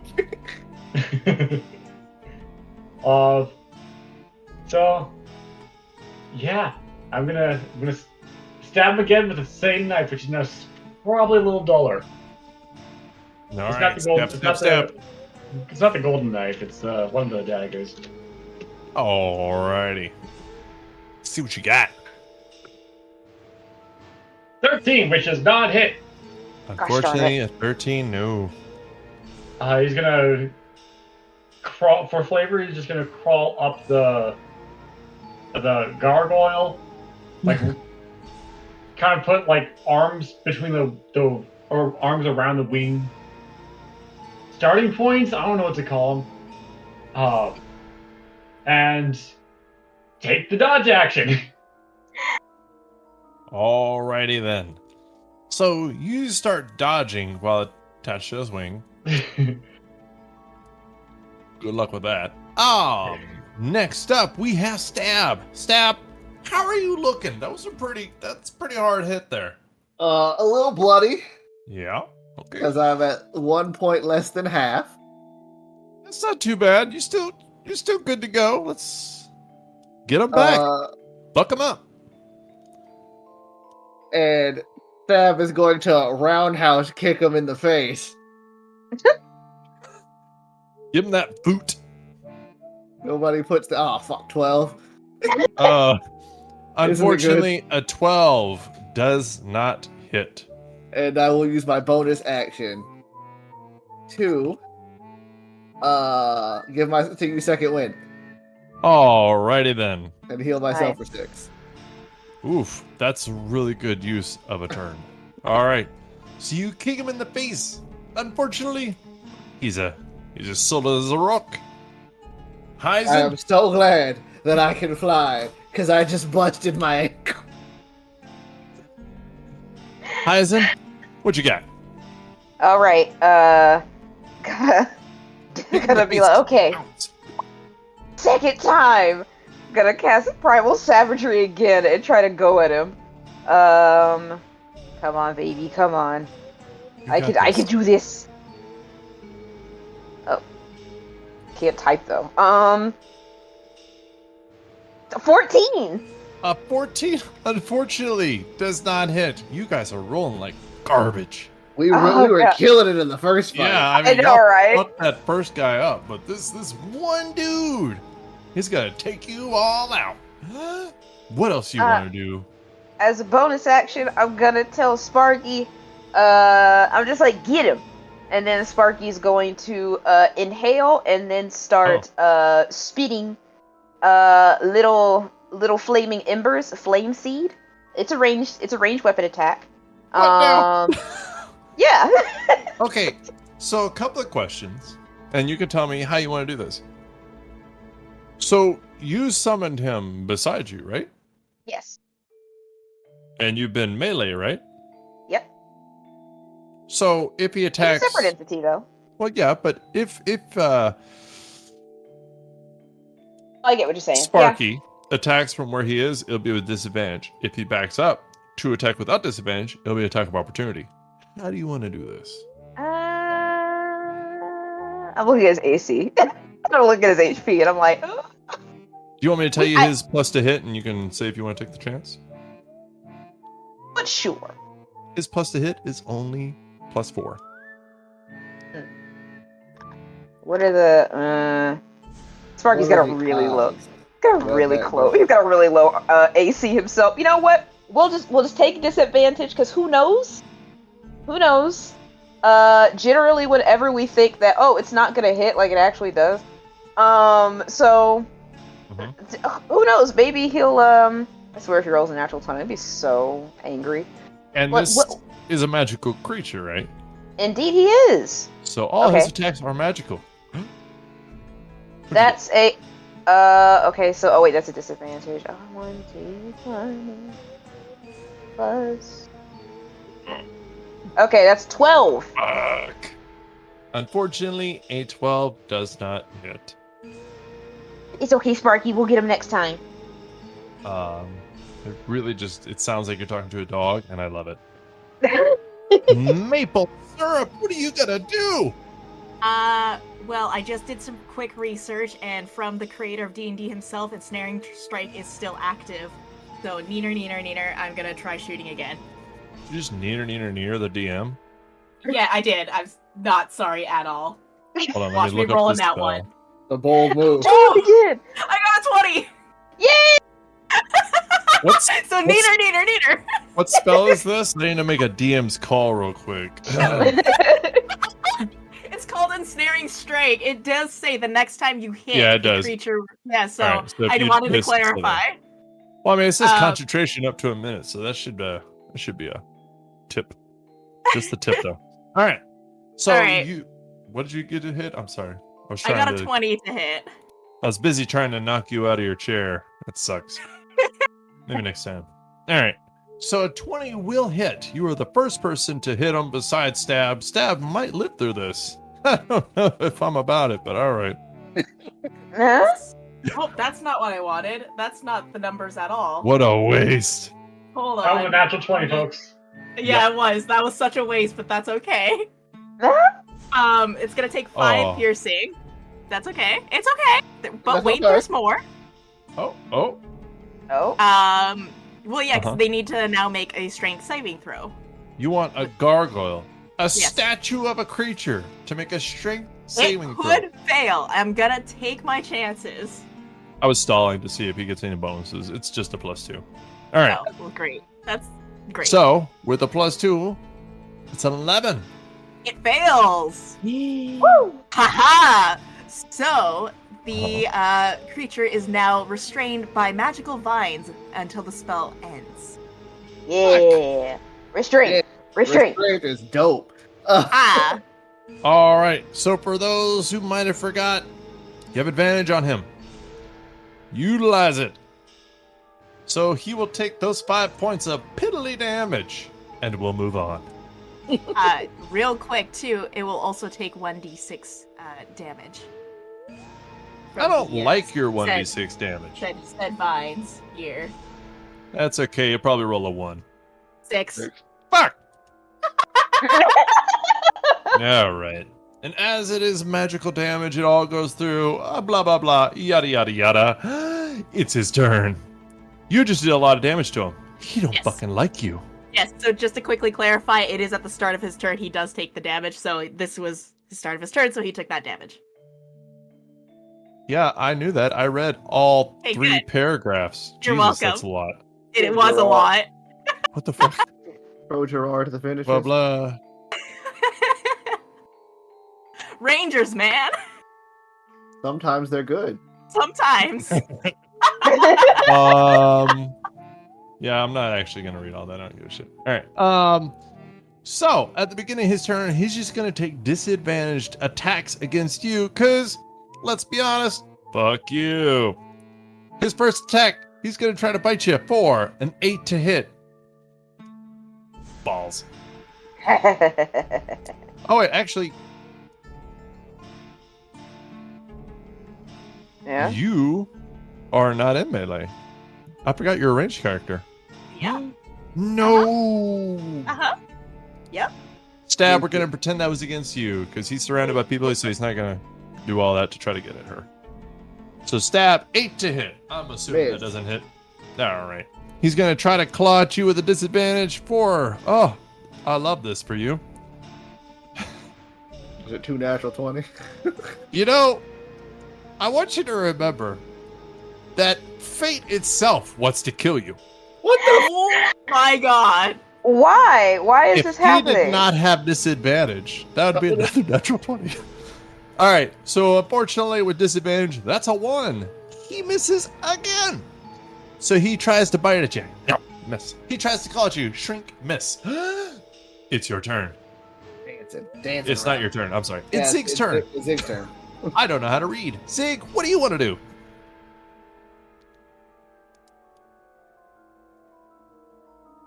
Zig. Oh. You're I'm gonna do the only thing I was muted because I have dogs. I do the only thing I can do, which is stab him with a 22 to hit. Finally. Nice. Get Oh him. wait, I'll get I do have advantage, so I'll. Yeah, everybody has advantage. Remember that. Yes. No natural 20. Anyways, that is 6 damage. 6 points of damage. And is your dagger magical? I'll say yes. No, I'm not using the magical dagger. I'm using just the regular, not pumpkin-based dagger. Do you want to? What class are you again? Remind me. Me, rogue. You're a rogue. Do rogues get anything to help with their damage? If they did, I didn't see it. I'm very what? Sneak attack. So what? Yeah. So how much damage was that on your sneaky? Sneak attack is a full 6 again. So 12, that's Nice. rough. 12 points of knife damage. So that is a good chunk of damage right there. And you're within melee, so that'll be fine. All right. So, stab. Would you like to stab? With my fists. I'm not using my sword yet. I'm gonna a punch with advantage. A punch. All right, so that's a 22 for the first hit. Yeah, that'll hit. Another 22. Fuck, dude. Good job. Get him. A punch. 1d8 plus 4. Really? That's garbage. I deal 9 damage. I got a 2 and a 3 on those d8s. Oh my god. Oh, so that was both hits? Yeah, that was both hits. Oh, all right. Well, it's still good though. Unfortunately, he's resistant to your fists. I But know, that's the part that sucks. he is pretty fucking hurt. He is officially bloodied. A punch. All right, Heisen, what are you gonna do? You see what's going on here. Do what you're gonna do. Let's see. Whip his ass. I'll roll up my little bunny sleeves. I mean, listen here, you. I've had it up to here with your nonsense. And and then I'm gonna try one more time. Because these are cantrips, and it's kind of crazy that you can just use these things. Usually a spellcaster, guys. Like, it's kind of, it's all new to me. It's all new. It's all fresh. The It's all Christian said, dozer. It's all. Damn it! That's a 12. A 12, unfortunately, will not hit. I'm not sure this is your thing. I don't think it is either. But I will have. Mm-hmm. Huh. Wait, I'm trying to figure out what this thing does because it's actually pretty cool. How much space? How big is this area? It is a field. Unless you're inside the cottage. If you want to run inside the cottage, it is a 2-bedroom cottage, so not much space. But otherwise, you got plenty of space to do whatever you want. Okay, alright. Hey, guys, just wanted to say, you guys are my best friends, and I think fast, and then I'm going to pick up Sparky and say, let's move, and he's going to cast Fiery Teleportation. What? So, the spirits and each willing creature of my choice within 5 feet of it teleport up to 15 feet of an occupied space that I can see.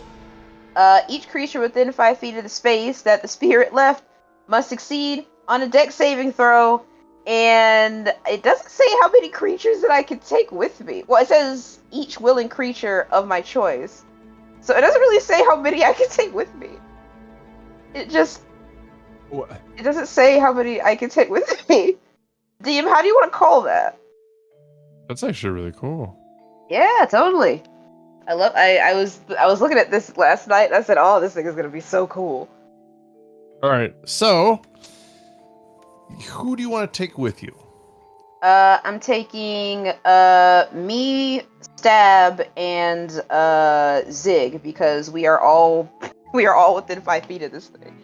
Alright, so he is going to roll a dexterity check.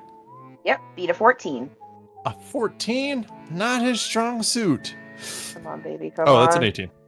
Oh, come on! I'm sorry. Alright, so he doesn't take... Gosh darn it, he doesn't take no damage because it doesn't say anything about being half. But I'm just going to teleport everybody 10 feet away. Clarification, that was at disadvantage, right? Because he's restrained. Oh, does he have disadvantage on fucking... Yes. Yep, sure does. No! Come on. Yeah, What? get it. Get it. Alright, fine. Let me find him again. There he is. That's a 6. Yeah. That 1d6 sucks. plus 2. Get him! You You got this! Yeah, no, this... I like this. That's 7 Oh, fire shit. damage. That's a lot. Alright. Yep, all of my allies are 10 feet, which is teleported 10 feet back from their respective positions. That's good. So you set fire to the front of this cottage. No, just playing. There's a little bit of burning as you teleport away with your stupid little spirit. Yeah. Is there a limit to how many times you can do this? No. Nope. No. Like, no, actually. Fuck. All right, time to kill the wildfire spirit. No. Anyway. So, next in the initiative is Maple. Maple, Yes. what would you Hi. like to do? Hi. Uh, Hi. Eat arrow. I'm sorry. I'm on a diet. Thank you, though. Yeah. 17 to hit. I want to die. A 17 will hit. Yes. Let's go. Let's not do that again. There we go. That is going to be. Oh, that is not. Yes, it is the right number 11. Oh shit. All right. So is this a magical shot? It is not. Okay. Well, fuck you. That's only 5. Well, you know what? I'll still take that 5. It adds up. Yeah, it does. That sucks. He's almost dead. All right. Good. That's what gets to happen on his turn. No. Eh. And it's his turn. So take 5. Fine. Fuck! Whatever damage. You know what? Good job, Miranda. You did a fucking great job. I hope you're fucking proud of yourself. You great fucking plan. Is it, dude? Is it? No, it's not dead yet, but it Oh. is really hurt. It's chipping, literally. Chipping. So it's been hurt by a few people now. Who's the only person to not hurt it? Nobody. Okay, so it's gonna run up to the group. Let's see here. You know what? I am gonna include your stupid wildfire thing. So we're gonna roll 1d4. Zig, Stab, Heizen, and Crackle. What's his Sparky. name? Sparky. That's that's a 4. Huh. I swear I got. Really? Yeah, it really is. Look at the map. You can see what I rolled. Oh, All wow, right. look at that. Okay, cool. Where are you? Okay, so he's gonna try to bite this wildfire. He just looks down at Sparky.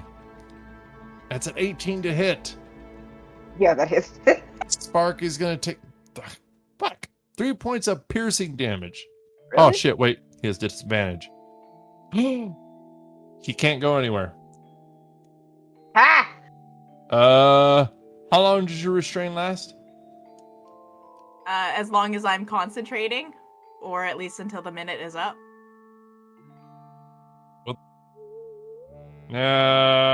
Right. Yay! So he's gonna try to do a strength check, I guess, to run up to the party. Yep. That's a 9. That's still a fail. So he just kind of stands there, angry, glaring at Miranda. Yep. Not Maple, Miranda. Yeah, yep. Just to be clear. Yep. All right. Oh, Here's one of it's mine. my pleasure. Zig, it's your turn. What would you like to do? I don't know if I can do anything else except. Wait. I know for the wait. Doesn't matter because within my 20 feet of movement speed, I can stab him. So I'll go up, find his back again, and stab him. This time with a magical golden dagger. Oh. Yeah, get fancy with it. 15. A 15 will hit. Yes. Oh, well, no, you still have advantage. So that means you will get sneak attack, although you are alone, just to be clear. So, Straight all right. with you. Advantage, dirty 20, doesn't change anything. so go ahead and roll your attack, your sneak attack. It's going to take full damage from this. You could possibly kill it. I'm going to say decently easily. 3. Damage. Fuck, are you kidding me? You get sneak attack because you had advantage on the roll. Yes.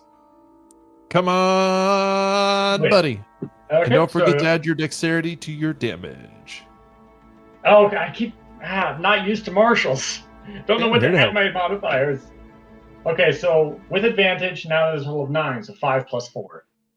All right. So you do a total of 12 points of damage to this thing with your sneak attack, with your dagger, with your 4 dex. He had 11 hit points. Where would you like to fuck this thing up? He is In the dead. back, like my best friend. Well then. Alrighty. So you kind of run around, crawl up him, and just stab him in the back. Stab, stab, stab, stab, stab. And he just drops to the ground with you on his back, stabbing him in the back. And as he drops to the ground, he turns back into a normal looking person. Once again, as he falls to the ground, I say to him, I will see you soon. Oh dear. He reverts to his human form, and you can see now that his costume is completely destroyed, and he's just laying on the ground, and he just looks up at you. He says, I just wanted to win the costume contest. I'm real sorry. I didn't mean for none of this to happen. I read about a book that Atura had that, you know, can make your costume more realistic. So I went and got her book, and, well, my bad, yo. Smack one side of the head. What's wrong with you? It would appear a lot. So you're saying you're responsible for this? I'm sorry. I most certainly am. Do you know how to stop it? Well, I mean, I have the book that I got in the first place, but it's not actually my book. So we need to find the person who owns the book.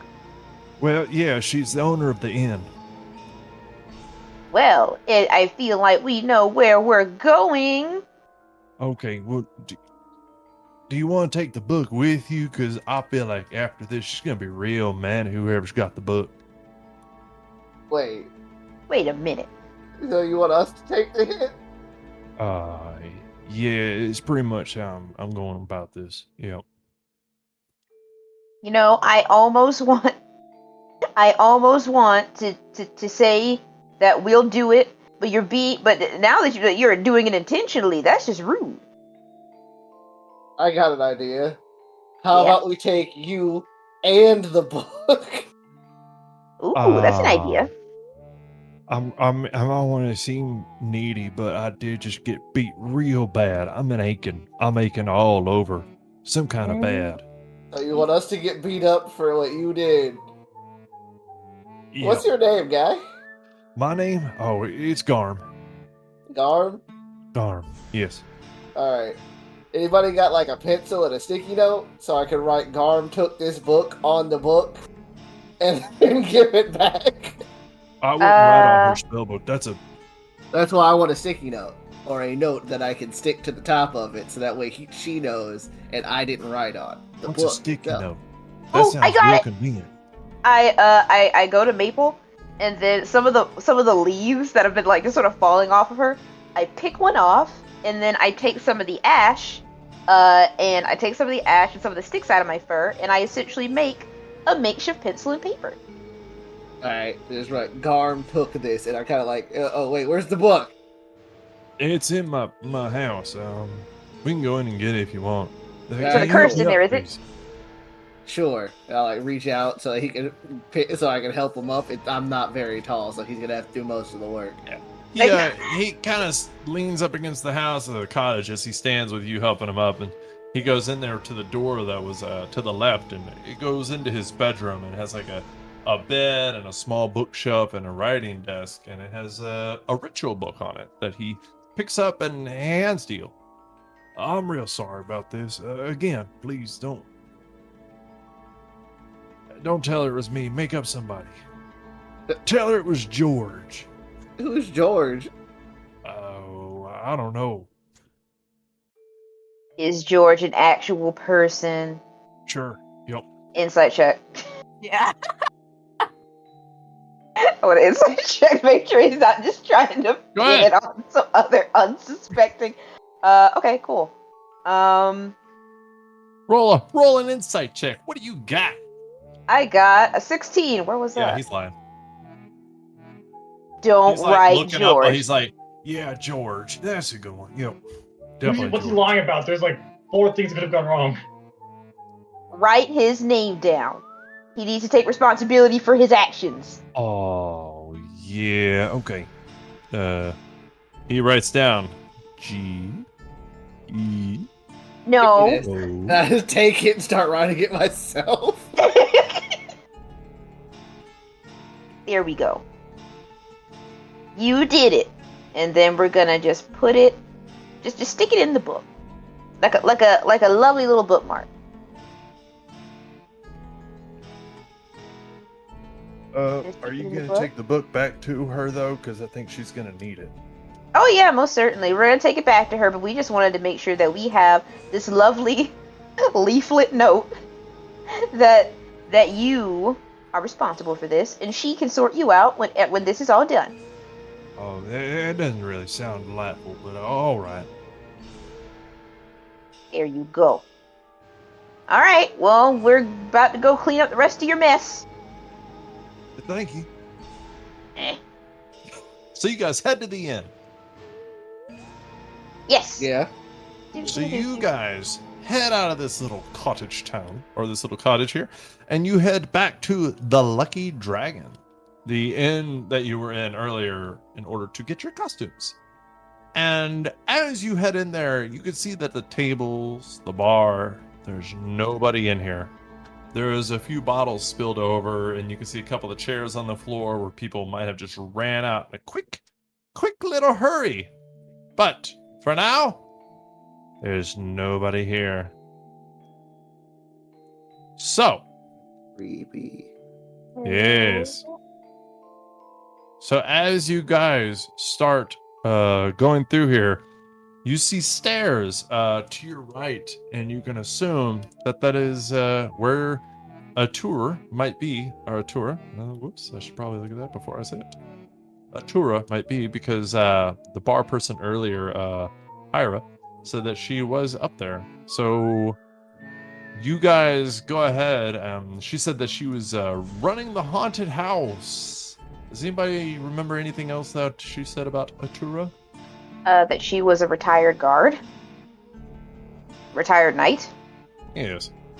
Retired of some sort. A retiree of some kind. And I think that's all I remember. What else did I write down? Sort of a thing. She I was think that's all I wrote down. running the haunted house. Oh, I thought that was already established. Yes. Yes. So you guys go upstairs looking for her. And as you come up the stairs, something happens. What are your passive perceptions? A passive Evo perception, 14. 16. 16. 16. 16. Maple? Sorry, I'm blanking out here. 15. 15. All right. So you guys see creepy crawlies, a swarm of spiders coming down from the roof as you come up these stairs. As we roll initiative. Maple does scream. Ah! I It's can't punch a Maple. spider. Of course you can. Initiative. Yes. You should have rested. Initiative. Initiative. Aw. Really? How odd. Wow, you have a really good dex. You got this. Don't worry. I'm sure everything will be absolutely fine. I got a I got a 9. 9. Hers is better than mine. Hold on, I've lost my swarm of spiders. There it is. Hi. That's funny. Really? Well, the good news is most likely you're gonna go first because the swarm of spiders rolled really, really bad. Gross. It rolled doo-doo. Really, really bad. All right, so Zig, what'd you get? 22. Nice. Stab. 9. Heisen. 9. 9. All right, who's got the higher bonus? Sorry. She does. I do. All right. Maple. 3. Oof. Hey, one person goes after the swarm. Good job. Still? Okay, well, I'm not complaining. Oh, I mean, it wasn't a natural one completely. So, Stab. Can I ask you a question? Yeah.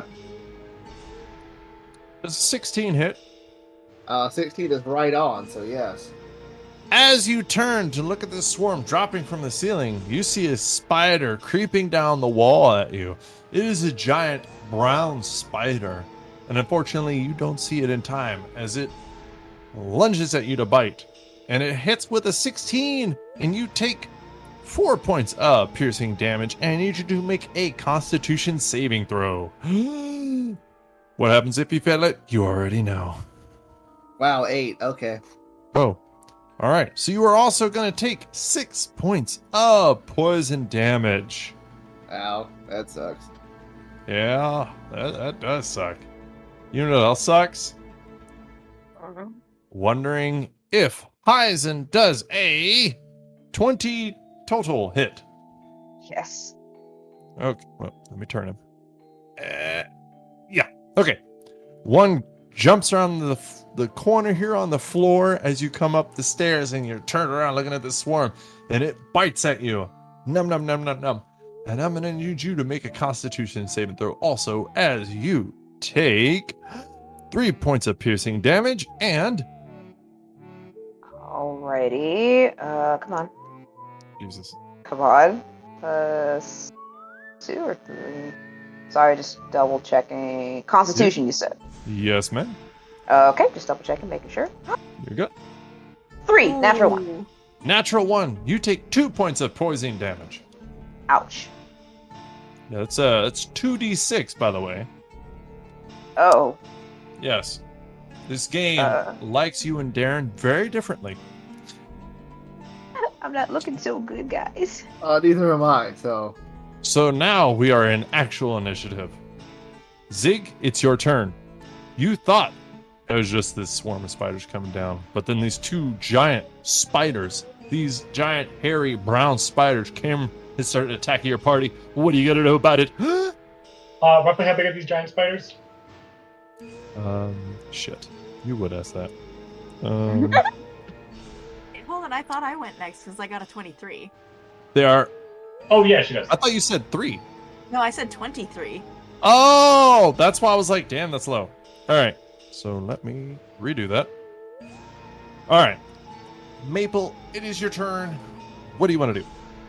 Panic moment, shoot at the closest spider to me. Alrighty. Would that be the swarm or the giants? I would assume the swarm. Okie dokie. And I would also assume that it would be at disadvantage because of So me close. being a ranger. Yeah. Yeah. Ooh. Oh no. 13? A 13 does hit. Okay, cool. That's not bad. It's not bad. Yeah. I'll still take that. Okay.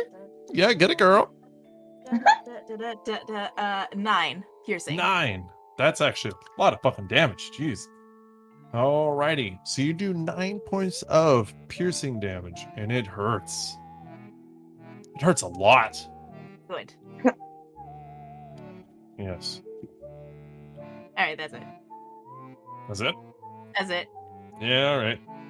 Well, unfortunately, Zeke, what do you want to do? They are 1.5 to 2 feet wide. We'll say one is 1.5 feet wide. The other one is 2 feet wide. The bigger one on Darren, or the bigger one on Stab, because let's face it, he's going to go down first because that's the way it happens. also I only have 5 hit points. So yeah. Boom. I ain't looking so hot. Um, Oh fuck. No. so we're just like surrounded by a swarm, and then there's the 2 big ones. Yes. Yeah. So I'm trying to figure out how gross I want to be. How what? Gross. Be as gross as you want. Because if that swarm goes, you are going to learn something about swarms and the damage they do. That's a lot. So Zay is going to go up to the swarm and take a bite attack. Ew. Do it. I am all about it. I support this 100%. And then, yeah, bite counts as unarmed. So that's just strength, or can I do my dex? Are you proficient with your bite? It's just strength. Oh, As- light and finesse. Okay, yeah. Does an 18 hit? An 18 does hit, yes. All right. And Zig eats 8 spiders. Ew. That's interesting. You will notice that they are actually pretty delicious, quite hearty, full of protein. Good job, sir. Disgusting. Disgusting. I still support this 100%. Is there anything else you would like to do with your turn? Go on. Alrighty then. So after that, we're gonna start dealing out some damage. It is spider number 2's turn. Gosh. Let me make sure. Yeah. Okay. And spider number 2, we're gonna go against Heisen. Attack. She's gonna try to bite you. Okay. That is an 8 to hit. Oh, that's a miss. Back. Alrighty. So spider number 1, the other giant spider who came up on Stab, is gonna try to attack him again. 5 to hit. Fuck. Oh thank God. That's a miss. I really hope so. You would have to be super negative. Unconscious, naked, and already bleeding out. Naked and afraid, some might say. I mean, who hasn't been there? Heisen, it's your turn. What would you like to do? Let's do this. I'm gonna cure wounds myself. Okay, so that's for 7. I didn't really say that. How long does Sparky sit with me, or Because I don't know if he left with me. I don't know. Did you assume that Sparky was just there with me? I'm not entirely certain. Say Or do he's I have to probably with resummon you. him again? Okay, cool. You are in a Then- frightening situation. Like you would not put your weapon away. You probably wouldn't put your Sparky away. It lasts Oh. for an hour. Oh, it does? Yeah. Okay, thank you. Then in order to give us a bit of, an advantage, I am going to grab Sparky, hold him close, and say, all right, we're surrounded, get us out. And I'm going to have him cast, his fiery teleportation, so we're not surrounded, and teleport us 15 feet to the left. To the left, you say? Yes. All right. Let's see here. 5, 10, 15. Boom. Perfect. And then number 2, just number 2, because it's within 5 feet, needs to make a dex saving throw. Alrighty. It's not letting me trash you guys. Which is a strange sentence. I apologize. There we go. Alright. You said number 2? Yeah, hold on, I was right there. Oh, number 2 and number 1. Yeah. Because within 5 feet. So yeah. Alright. So, let's see here. They are not proficient in dexterity saving throws. It would appear nobody fucking is. Alright. Okay, I'm about to say surprisingly. I think spiders of all things work. But they are pretty dexterous. Although pretty Yeah. dumb. Uh, First one is a 14. that's right on it. The second one is a 22. Okay, so they don't take fire damage. They don't take any or they take half? They don't take any. Oh, alright. Yep. Darren, what do we call that? A sucker save or a saber suck? That's Yes, it. indeed. It happens. All right. I kept us from being surrounded. Let's see if we can. Yes, that is very good.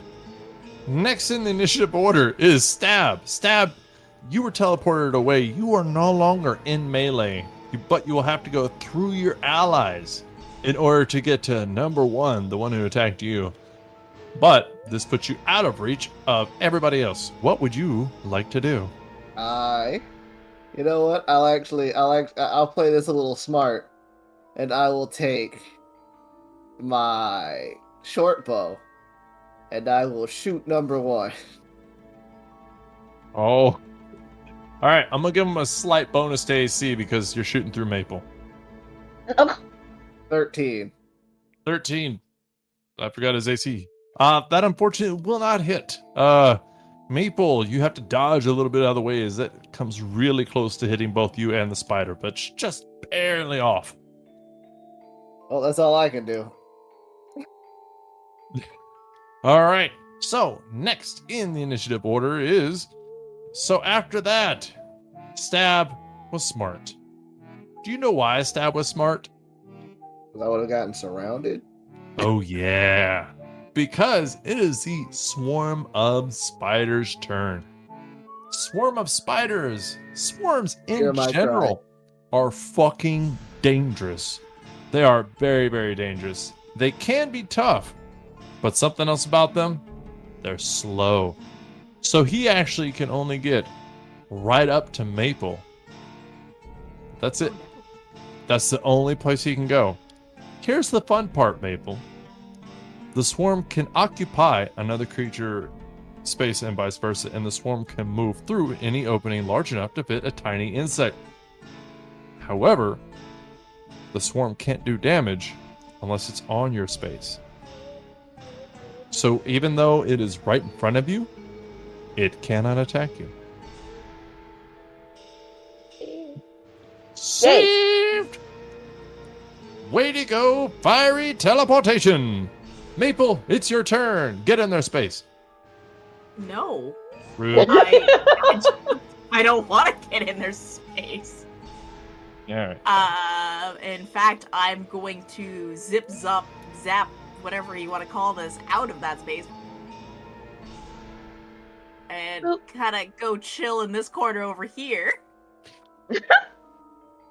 Because, nope. That's a nope for me. So yeah, the leaves kind of take over and just kind of leave a little bit of a leaf pile where I once stood. And I'm going to use my action to fire at number 2, which is now in front of me. All right. And as you teleport over there, you can see more of that room that you're in. You can see a little bit of a countertop, rug, table, a couple of chairs, nothing fancy, a couple of books. Just a little waiting area or reading area. For a 23 to hit number 2 spider. Nice. A 23 will, hit. Fabulous. Die, spider, die. We need to rude. burn this place down. Die, 12 piercing damage. Starface, die. 12 piercing Jesus. damage. Would you like a fun fact about that giant, intimidating spider? Sure. Total hit points is only fucking 11. Oh. Die. So in one shot, you take this giant spider out. Six. So, as you kill this spider, you can see it starts changing back into a child dressed as a spider. And you can see there are like little wings little legs made out of paper mache attached to this kid's back. And it's just a child unconscious on the floor. Huh. After that, it is Zig's turn. Zig, what do you want to do? I ate the shot. So there's still the 2 swarm.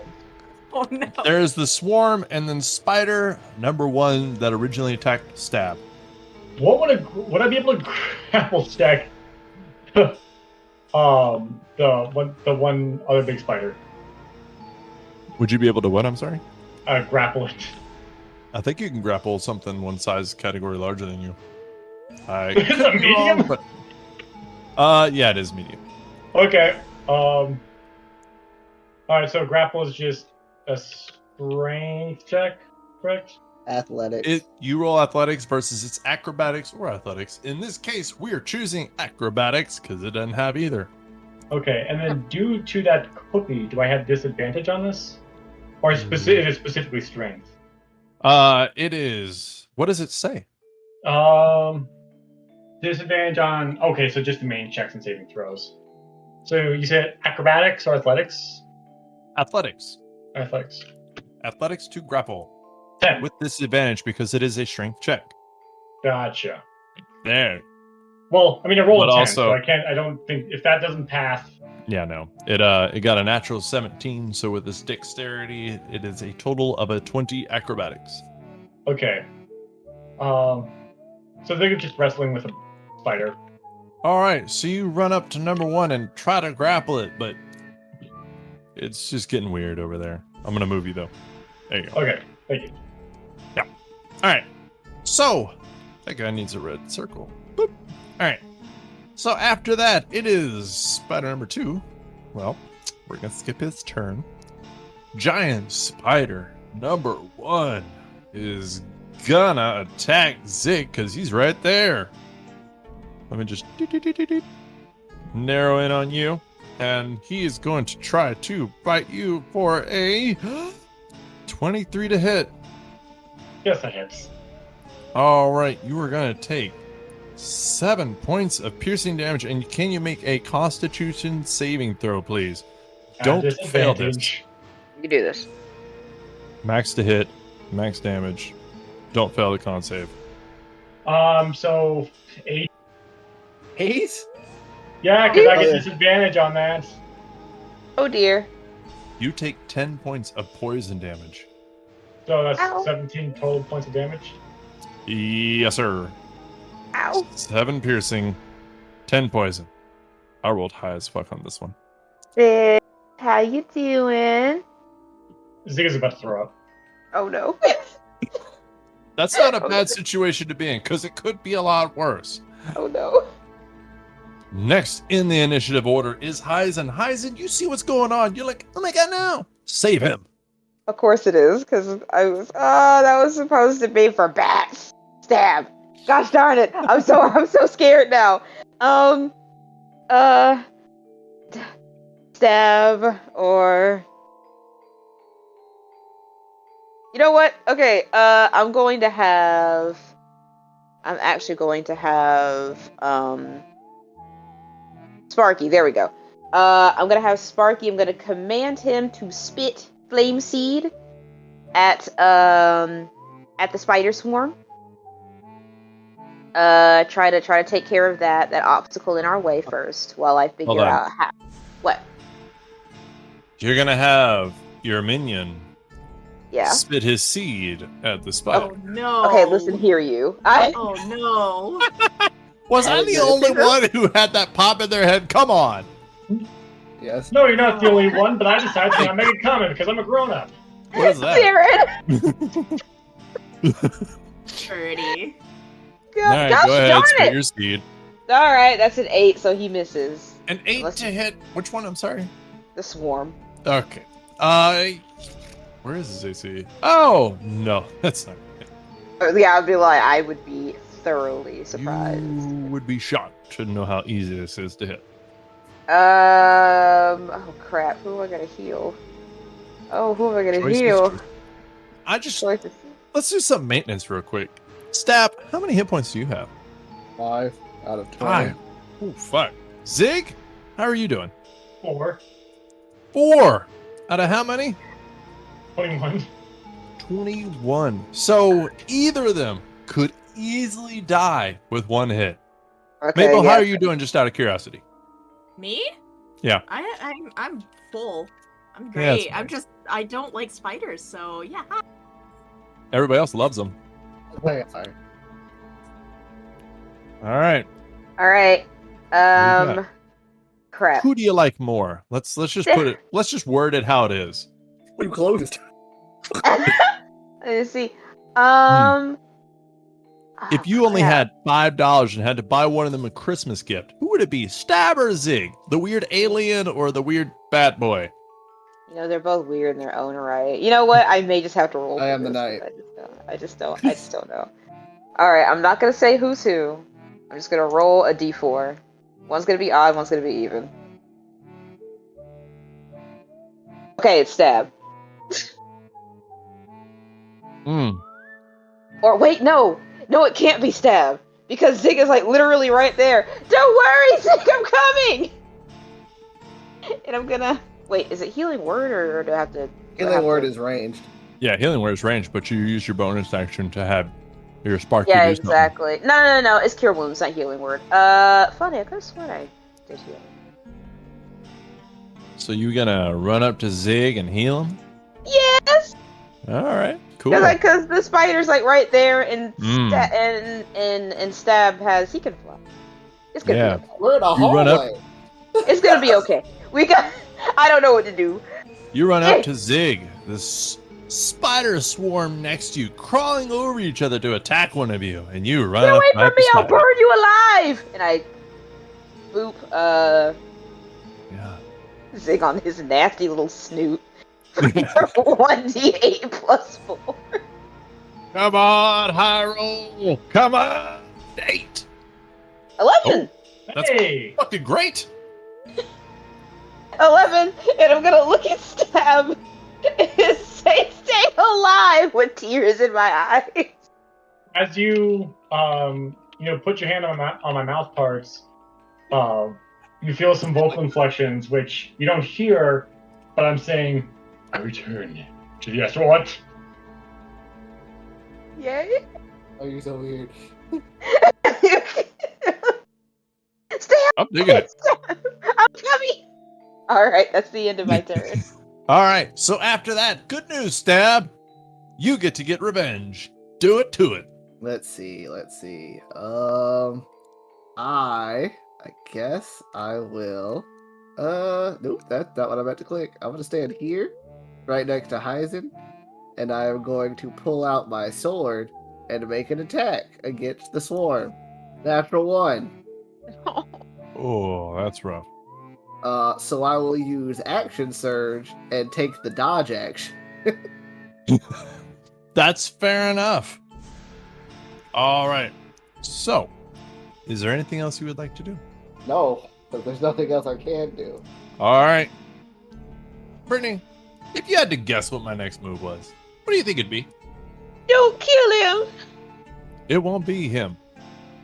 As the swarm climbs onto you, Hyzen, your bunny fur crawling with creepies, creeping with the crawlies, A spider's coming up your feet, up your legs, and they are swarming you, and you can feel these like just little bites all over you. That's not nightmare inducing at all. Here to help. That is a 17 to hit, Yeah. and here they come. Blah blah. And you take 10 points of piercing damage as all these little bites just from your toes up to your knees. Just bite, bite, bite, bite, bite, bite, bite, bite, bite, bite, bite, bite, bite, bite. Ow. Maple, you see Heisen getting swarmed. You see Zig getting hit. What are you gonna do? Help! Scream and shoot at the big spider. Good shot. Or good call. Maths. Or quick maths. For an 11. 11. Unfortunately, an 11 does not hit. I just continue screaming. Good call. Zig, it is your turn. Finish this guy off. Save yourself, because he goes next. I, as Steven, am feeling a little bit of moral conflict. Because I want to be as gross as possible in this horror-themed campaign. However, this is probably a child. No. So, Kill him.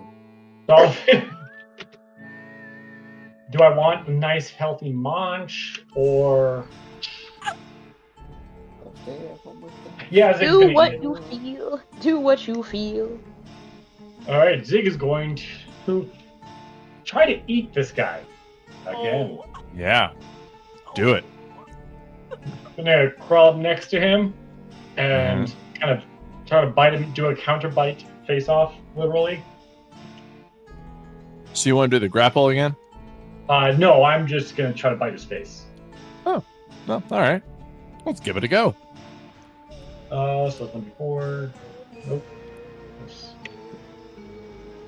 7. 7. Unfortunately, will not hit. We cannot roll to save our lives today, man. No, it's like Y'all did good in that first fight. We get Yeah, we did. We did progressively great. worse each fight. That is accurate. Yeah. I'm gonna take the disengage, cutting action, and go over to the other side of stat. There you go. That's the right action. Good job, sir. All right. So, next in the initiative order is that spider. You know what? Does it want to attack Heisen or go out of its way to get to Stab? I don't know. Stab, your thoughts. What do you think? Well, Heisen's already swarmed, so I guess it can go after me. But I am taking the dodge action, so it gets disadvantage. All right. I'm willing to take that risk. So it's Roll going to those run up dice. beside 2 Heisen. natural 20s. It is against you. You know how that goes. It's going to try to bite. Like I said, with disadvantage. First bite is...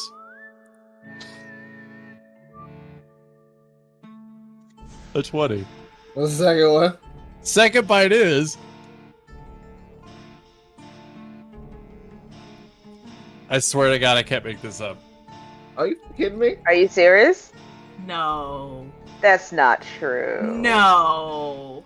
Are you serious? So with disadvantage, it gets 2 20s. But not natural. Just total. I'm still gonna go down unless it rolls absolute minimum damage on every attack. Oh, you're not Brittany. That only happens to her and it pisses me off. It's fine. All right, Darren. Or, I'm sorry. Stab. All right. Stab is going to take 3 points of piercing damage. 1 away from minimum. Are you good? I'm still up. Constitution saving throw. This matters because if 11. the poison damage reduces a target to 0 hit points, the target is stable but poisoned for 1 hour. even after regaining hit points, and is paralyzed while poisoned in this way, which means if this takes you down, which you made the DC, so you will take half of this, then you're poisoned and paralyzed for 1 hour. That is 9 points of damage, halved to 4. Down. Oh no. So, if you are taken to 0, you're stable but poisoned for 1 hour. Even after regaining hit points, you're paralyzed for 1 hour. Can anybody undo paralyzation? Roll level 2. That's a no. This sucks. Stab is down. Here, let me get that circle around you. Fuck you. Heisen, you're next. Oh, Heisen, you are next. Hey, I was doing that as a threat, but this is fun. Heisen, it's your turn. What do you want to do? Oh, You saw no. Stab go down because this spider went ran over there and got lucky with hits because it's fucking Darren. I'm going to. Oh god, this is so awful. Hold on. I need to look at something just real fast. Mm-hmm. Okay. Mm-hmm. Ooh. Alright, so this is gonna be your call, DM. Mm-hmm. So as Sparky's thing is written out, it says that it has to be willing, but it does not say that it has to be conscious. So what is your call on that? Can I take Stab with me? No, he cannot be willing if he's not conscious, because then you can say that about any spell. Like if the enemy was like, "Hey, I want to dimension door him," he's willing because he's unconscious. Then the same thing would apply there. Okay, all right. I thought about it before. Then if that's the case, I'm freaking willing. And I have. Don't do it. I'm gonna have Sparky teleport me out of a swarm of spiders. Mm-hmm. I'm going to teleport right next to Zig, where Stab's unconscious body is.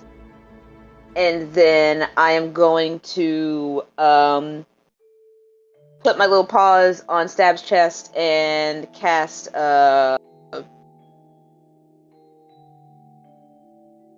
sorry, my brain just literally just fizzled out. Cure wounds! There we go. Okay. On I am really glad you're doing that. Because he would have just taken that damage from the fire. 7.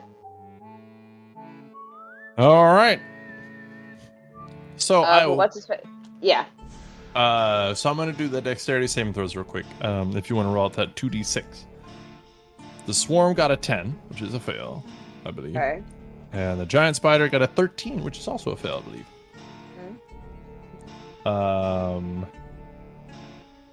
Sorry, I'm trying to. I don't and know if what's you going on with hadn't my brain. been healing Stab after this, he would have been fucked. Yeah, I know. That's why I was like, ah! I just want to make sure there isn't any. I was sitting here like, is she really about to burn him? Oh, why on earth would I do such a thing? Well, I mean, no, you did it. You just healed him afterwards. Yeah, no, it auto hit me because I am in the 5 feet. Yeah. Sorry. That's 8 fire damage to any to the critters who. Alrighty, so they are all hurt. And that is my last spell slot. So. Boom. Boom. Everybody else, please just hang in there. And so Mr. Stab, you are incapacitated, can't move or speak. Attack rolls against you have advantage. Any attack that hits you is critical if the attacker is within 5 feet, and you automatically fail strength and dexterity saving throws for the next hour. There are 2 enemies right in front of you. Now there are no distractions besides you in front of these enemies. I'm just gonna leave it at that and say, Stab, it's your turn. What would you like to think?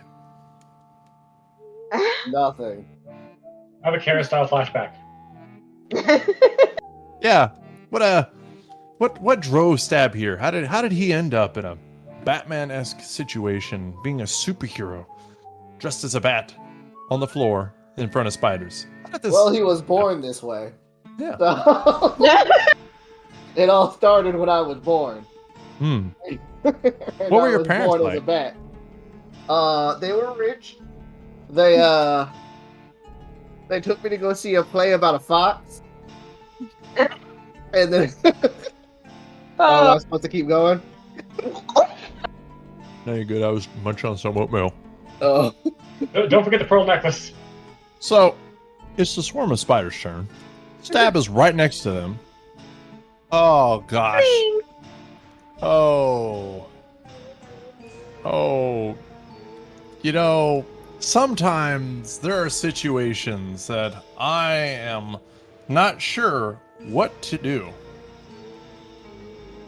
So, I think I'm gonna roll this out and let fate decide, because personally, I know what they would do, but I don't want to do it.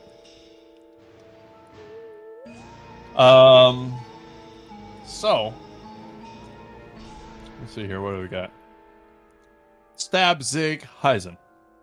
So I'm gonna roll a 1d6 and see if they go for the easy target in front of them, the target on the ground, the target that's pulsing in this warm blood, healed, Yeah. or if they're gonna go around him to attack Zig or Heisen. All right. They're gonna go past him to attack Heisen. All right. You see them go around to stab the That's really easy funny. target. That's really funny. They crawl No! all over Heisen. Up your legs again, up your feet again, back into your fur, where they feel at home, and attack with a 22 to hit. Damn. Yeah, that hits me. They must know you're married. All right. Here's the fun thing about swarms, though. No, it's If not. they are less than half hit points, they actually do less damage. So, you take 7 points of piercing damage, 1 point away from max damage. That's my bad. I am down. Alrighty. So, Zig, you see these spiders swarming all over Heisen. Maple, they're around the corner. You see nothing. You hear thump, thump, and you hear Zig, I don't know, start eating people. He probably joins the spider side, turns, and everybody's against you. All right. Maple, it is your turn. What would you like to do? Nick. Yeah. I'm going to rush up where the dead body of 2 is, kind of poke my head around, see what's happening over there, see number 1 spider. There's just spiders everywhere. I am going to shoot at number 1. Hopefully. Maybe, we'll see. For a 16. A 16 will hit. Fabulous. Die, You got child. this. Come on. Wait, what? What? Anyway. For 7 piercing. 7 piercing. 2 above its hit points. You shoot it in its thorax. It squeals out. Shrinks down. You see the arrow fall to the floor as a child lays there. Fuck them kids. Fuck them kids. All right. So, is there anything else you would like to do as that Yeah, spider drops down and becomes a child? Just use the rest of my movement to just kind of go right there. Literally. All right. So, next in the initiative is Zig. Zig, you're the only one conscious down here. You better take them out or they're going to take you out. So it's just a spider swarm, right? Yup. Good. Oh. Then take a bite attack again Uh-huh. for an 18 to hit. 18 will hit. And I'm going to eat 7 spiders. They had 5 hit points. Oh, thank God. So you eat them off of Heisen's body. She is laying there, and you're just sitting there, just licking them off. That's not a pleasant noise to make. That was a very good noise. So the battle is done. The fight is over. Heisen, roll a failed. Oh, I'm sorry. Roll a death saving throw.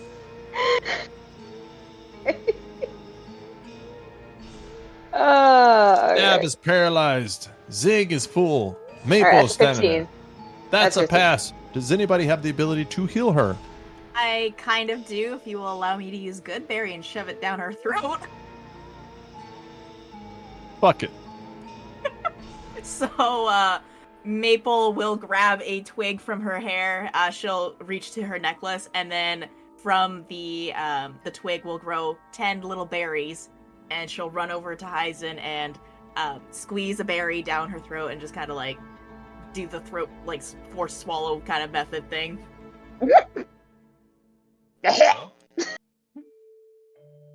Where are we? What happened? Stab. Well, You can see around you. Just so you know, you're conscious and you're aware of everything happening. You just can't do anything.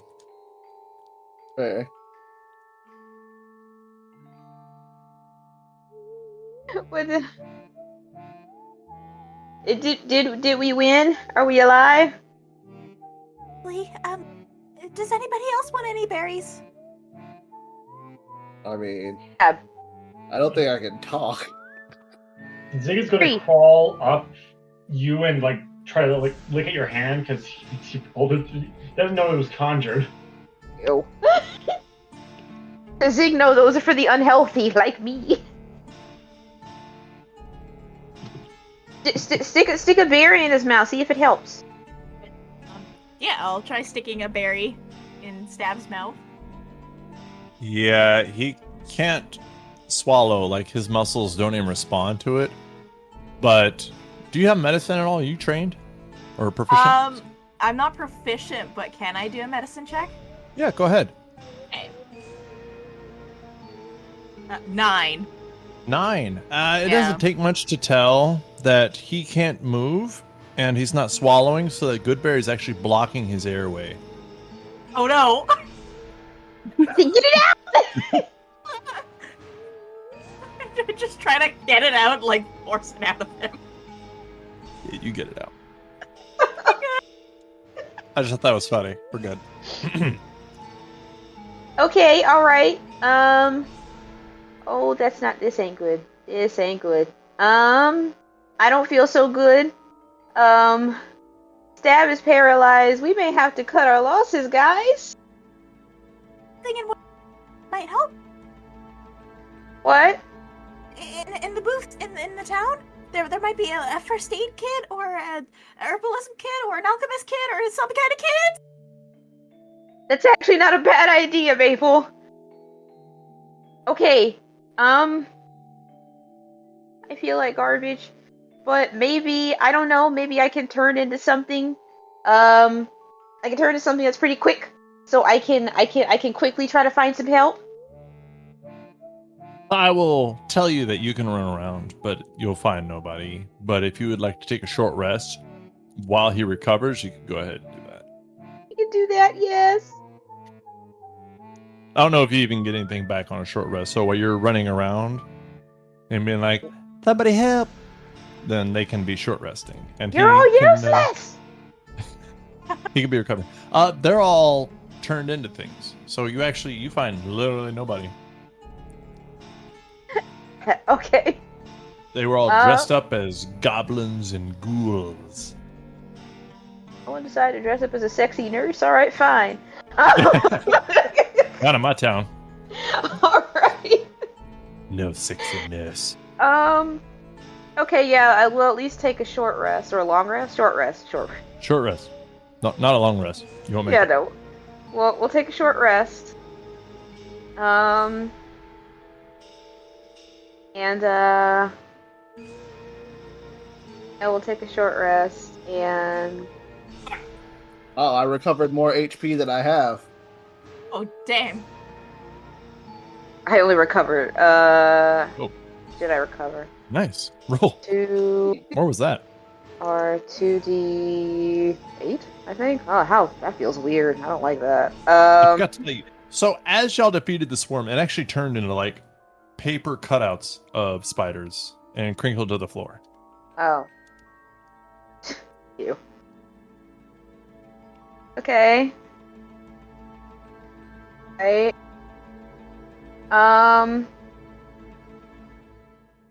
Okay.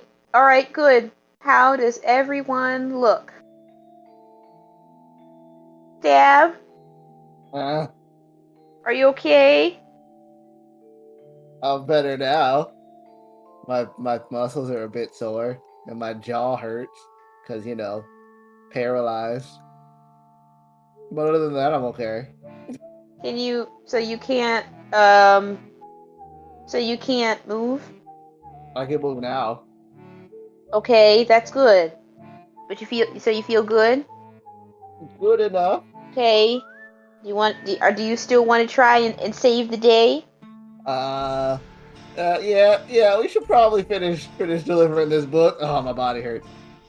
Okay, let's do this. What if I turn into something small and stealthy, make my way through the haunted house? See, I was gonna try and do that, but then we got snuck up on by spiders, so we can sneak. Sneaking is fine. Okay, so we're all gonna enter our very own forms of stealth mode. Zig, I know you're really good at being stealthy because you're so teeny. Yes, Zig is just gonna go on the ceiling. So everybody is stealthing, right? Yes. Yes. All right. So if y'all would please roll a stealth check. Excellent. And can I turn? I'm actually gonna turn into something. In order for me to, I'm actually going to turn into a spider. Alrighty then. Like a tarantula. Okay, cool. Really? That's all they have to their decks? What do you have to like your actual stealth? Okay, it's okay. All right, good. I was about to go. Really? That's the best you got for me, Mr. Spider? All right, cool. All right, cool. That's 12 for me. Oh. I got a 15. All right. 8. Oof. 21. Oh. Wow. I have a +8 to stealth. Yeah. So you guys creep down this hallway, and you can see it is decorated. It is creepy, and it looks like there were other creatures here that were taken out for expediency, because time is short. You open a couple of doors as you go down this hallway. You look down other hallways. There's nothing there. Everything seems to be emptied out. Where they went, who knows? Where they are, who knows? But either way, you guys go down these hallways, and you end up outside of a room that, as you open the door, you actually see somebody inside. You see a woman standing beside a cauldron. You see what looks to be your stereotypical witch, and she just kind of cackles to herself as she is wearing a dark purple dress. She has a ladle in one hand, and it has blood all over it, as there is green liquid inside this cauldron, and she just cackles. Roll for initiative, please. Dear. Man, we have your book. Oh, never mind then. Bitch. We have your book. Gosh darn it. Yes. Buddy, that was funny. How interesting. Maple. 23. Sorry, I blanked for 1 second. 23. 23. Same as last time. Zig. 8. Oof. Heisen. 7. 7. Stab. Also 23. Oh, who's got the higher niche? We have the same. Who's gonna re-roll? Well, she probably beat me. Go ahead and roll. Yeah, 19. Yeah, I got a 4. All right. So it will be Maple, Stab, Zig, Hyzen, and then somewhere in there, the Wicked Witch of the Cauldron, who I haven't rolled for and I'm stalling. Oh, yeah, she ain't going for a while. Oh, fuck. Hey, Hyzen, what's your dexterity? It is a +3, but I get a +5 because of my because of some bonuses that my my druid thing gives me. So it's a +5 for my initiative, but it's technically a +3. All right. So you don't know where she's at. However, it's Maple, Stab, Zig, Hyzen, and somewhere in there that you don't even know about is a witch. So what would you like to do, Maple, as this door opens and she looks threatening at you with her ladle? I'm going to step in front of Stab, and I'm just gonna hold my hands up. I think we have your book. We just wanted to give it back to you and make everything stop if you don't mind, please, and thank you. She just cackles again. Fuck you! Rude. Sorry, a little bit of me came out there. And I go, are you sure? Please? And I don't like anything that's happening. Shoot her! And then I just casually like, all right, she's not listening, and just fire for a 13. He seems Three. magically compelled with like other things you've seen around. Like A plot 13 will hit her dress. Oh dear. So I hit? Yeah. Really? Yeah. All right. No. Sure. 6 piercing. 6 piercing damage. Is she resistant to anything? Fuck no, she's wearing a dress. All right. So she takes 6 piercing damage. She looks hurt already. Really? This is not going to go well. Not for her. All right. Next in the initiative is Stab. Maple, did you want to move out the doorway? Oh yeah, I'll use some more of my movement to just whoop. Go in the room. Yeah. Yeah. Everybody gather up. I mean, do whatever you want. All right. Yeah, Stab is going to fly straight in. Ma'am, we have your book, and then knee her in the face. Gonna knee her right in the face. Oh! Don't get in my cauldron, it'll do a lot of damage to you. Oh well, he's flying, so but I'll go over here. Yeah, just to be safe. Oh really? 9. Alrighty. 9. Bonus Oh, action. Second kick. yes. 12. No. Damn. Wait. Nope. No. It doesn't hit. Or it's just She- She's very wispy. she dodges My and you hit muzzle. her hair. My muscles are still a little tense from being paralyzed for an hour. Alright. She But cackles again at seriously, you. I still have you. I just hold the book out. Like, we have the book, and here's a little note that says who took it. That's the end of my turn. She menacingly says, Thank you! You sound like you're under duress. Weak, save me. Sig, what would you like to do? I assume she still looks hostile after the book is revealed. Uh-huh. Okay. Gonna take the dash action to get behind her, Mm-hmm. and then I'll take a stab at it.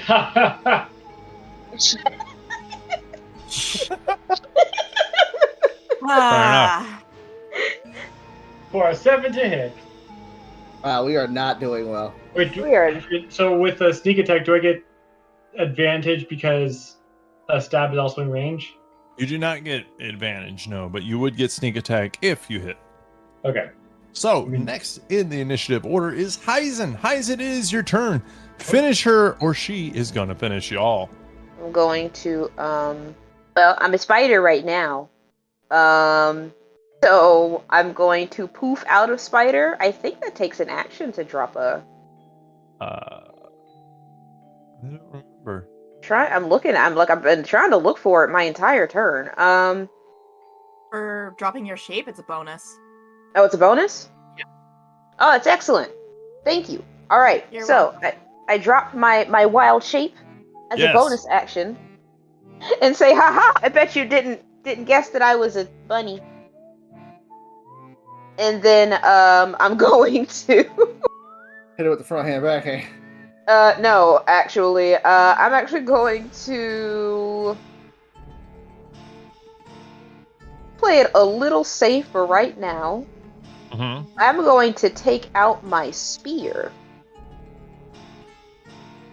And I'm going to jab her in the face over this shit. cauldron. All right, yeah. Jab her in the face like a civilized adult. It's only a plus, but it's something. This is no action for a civilized world. For 13. Yep, that's gonna hit. You jab her in the face. Yeah. Okay, cool. 1d6 plus. She's not great, but she's only been hit once, so she's okay. 4. Total? Jump up and All right. kick her. She takes 4 points of to the face damage. Is there anything else you would like to do? Oh, hello. Sorry. Hi. Actually, because I'm actually, I didn't realize that this was a versatile weapon. I wanted to do it with 2 hands. So can I roll a 1d8 instead, or do you just want to keep that damage? Go ahead and keep it, and remember to say. Yes, indeed. Hey, I already used two-handed my spell. bonus action. I already used my action. I'm good. Are you sure? Yes. There's nothing else you want to do? No, yeah. All right. Yeah. Yeah. Yeah. I used my bonus action, my action, my movement. Yeah, I'm just making sure. That's it. Okay, That's all you want to do? Yeah. Okay. Right. Mm. Move along. Quit doing that. Well, if that's what you want me to do, that's what I will do. I will simply move along and not stall. Whatsoever. No. That's what that does? Yeah, okay, let's do that. Who's around me? But you know what? Fuck it, it's a range. Let's do 4 people. Oh. Let's not say you did. Maple, Heisen, Stab, Zig. Let's go 1d8. I'm sorry, 1d4. Bloop. Oh, Heisen! Okay. We're going for you. Alright, I just stab her in the face. Fair, So fair. she is going to cast a spell on you. You see greenish energy lash out towards you. I need you to make a constitution. Oh, I'm sorry. She has to make an attack and then constitution saving throw. Blah, blah. So let's see if I hit in the first place. Let's exit out of that. Let's do that. Ooh, what's her bonus to hit? Blah, blah. Blah, blah.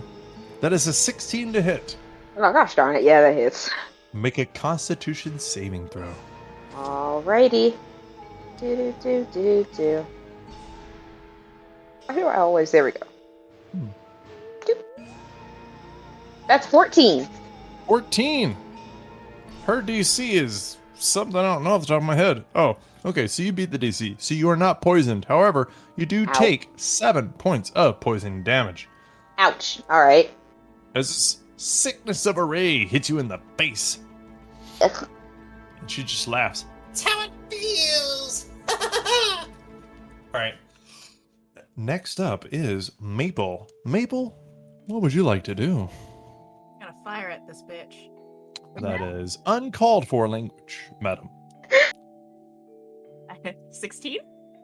A 16 will hit, yes! And you All can right. take her out. I can tell you that right now.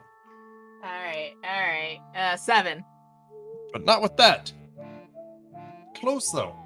Yeah, I man. did the wrong math. Okay, boom. So she is bleeding real bad, and she looks real hurt. Who's next? Me. Hey, good memory. All right, Stab. What would you like to do? Finish this bitch off. Let's go. Spinning roundhouse kick to the face. 21. Oh, 21 will do. Yes, sir. For 6 damage. Well, she had 5 hit points, buddy. Yeah! So as she drops to the ground, you see her hair loosen up, her facial color come back. her ladle drops out of her hand. She kind of looks surprised, and she's looking around, and she's like, "Hello, who are you?" Oh, thank God you're not unconscious. I was afraid I was just gonna have to leave this book on your chest with a note. You have a book? What do you do with my book? So, and then I pull out the note. This guy took your book, and we had to go get it back. He said he took it for costume purposes, and now everybody's ghosts and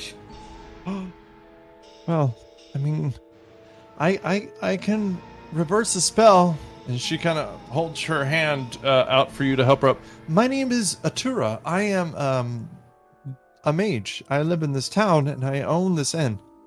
My name is Stab. I'm a bat. I'm Hyzen. I'm a bunny. I thought these were costumes. What, the bat part? No, the ghost part's the costume. Oh yes, no, I am in fact not a real pirate. But you are a bunny. Yep, I am a real, well, a Harangon actually is the actual term. But I think bunny makes me sound cuter, so I do like a little cute little sachet. And she kind of looks at Zig. Whose pet is this? Oh no, he's not a pet. Zig, say hi. He's a wild beast we found in the dumpster. Zig is gonna raise like 4 tentacles and just kind of wildly weave them about. Okay. So thank you for my book back. I can reverse this spell. Is there anything I can do for you? Reverse the spell. You look like you've been hurt. I'll reverse this. Oh yeah, we're not having a good time. So she starts casting a spell. She starts doing the ritual, and within about 20 to 30 minutes, she has finished the ritual, and she just closed her book and she's like, "Well, it's done. I hope it worked. I'm sorry for all the trouble you've suffered." To be fair, it wasn't your fault. It was definitely this guy's fault because he took the book. Well, fuck that guy. Let him have it when you see him next time. Really, I'm gonna punish him. Okay, but I mean, like, don't. Whatever. We're not staying here that long. Do So whatever you you guys, feel right. y'all exit the inn. You see people kind of wandering back into the town and back into the festival. They all seem kind of like in a daze, or like they just woke up, or like they have a bad hangover. The children are looking around with wonder. They're getting back with their parents, and the parents are like confused and picking up their kids and carrying them and holding them close. Everybody seems pretty okay. And I don't want to toot your horn or anything, but you guys have saved this town and the day. Hey, and we only had to almost die to do it. Yeah. Fun fact, I never got hit.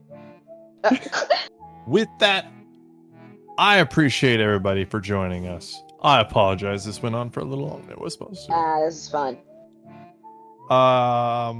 Everybody have a great day. Have a happy Halloween. I hope you guys celebrate it. Derek, Brittany, Excuse Miranda, me. go you. Hell yeah. We will see you guys next week in the Dungeon Speak podcast. Hi, y'all. Good morrow.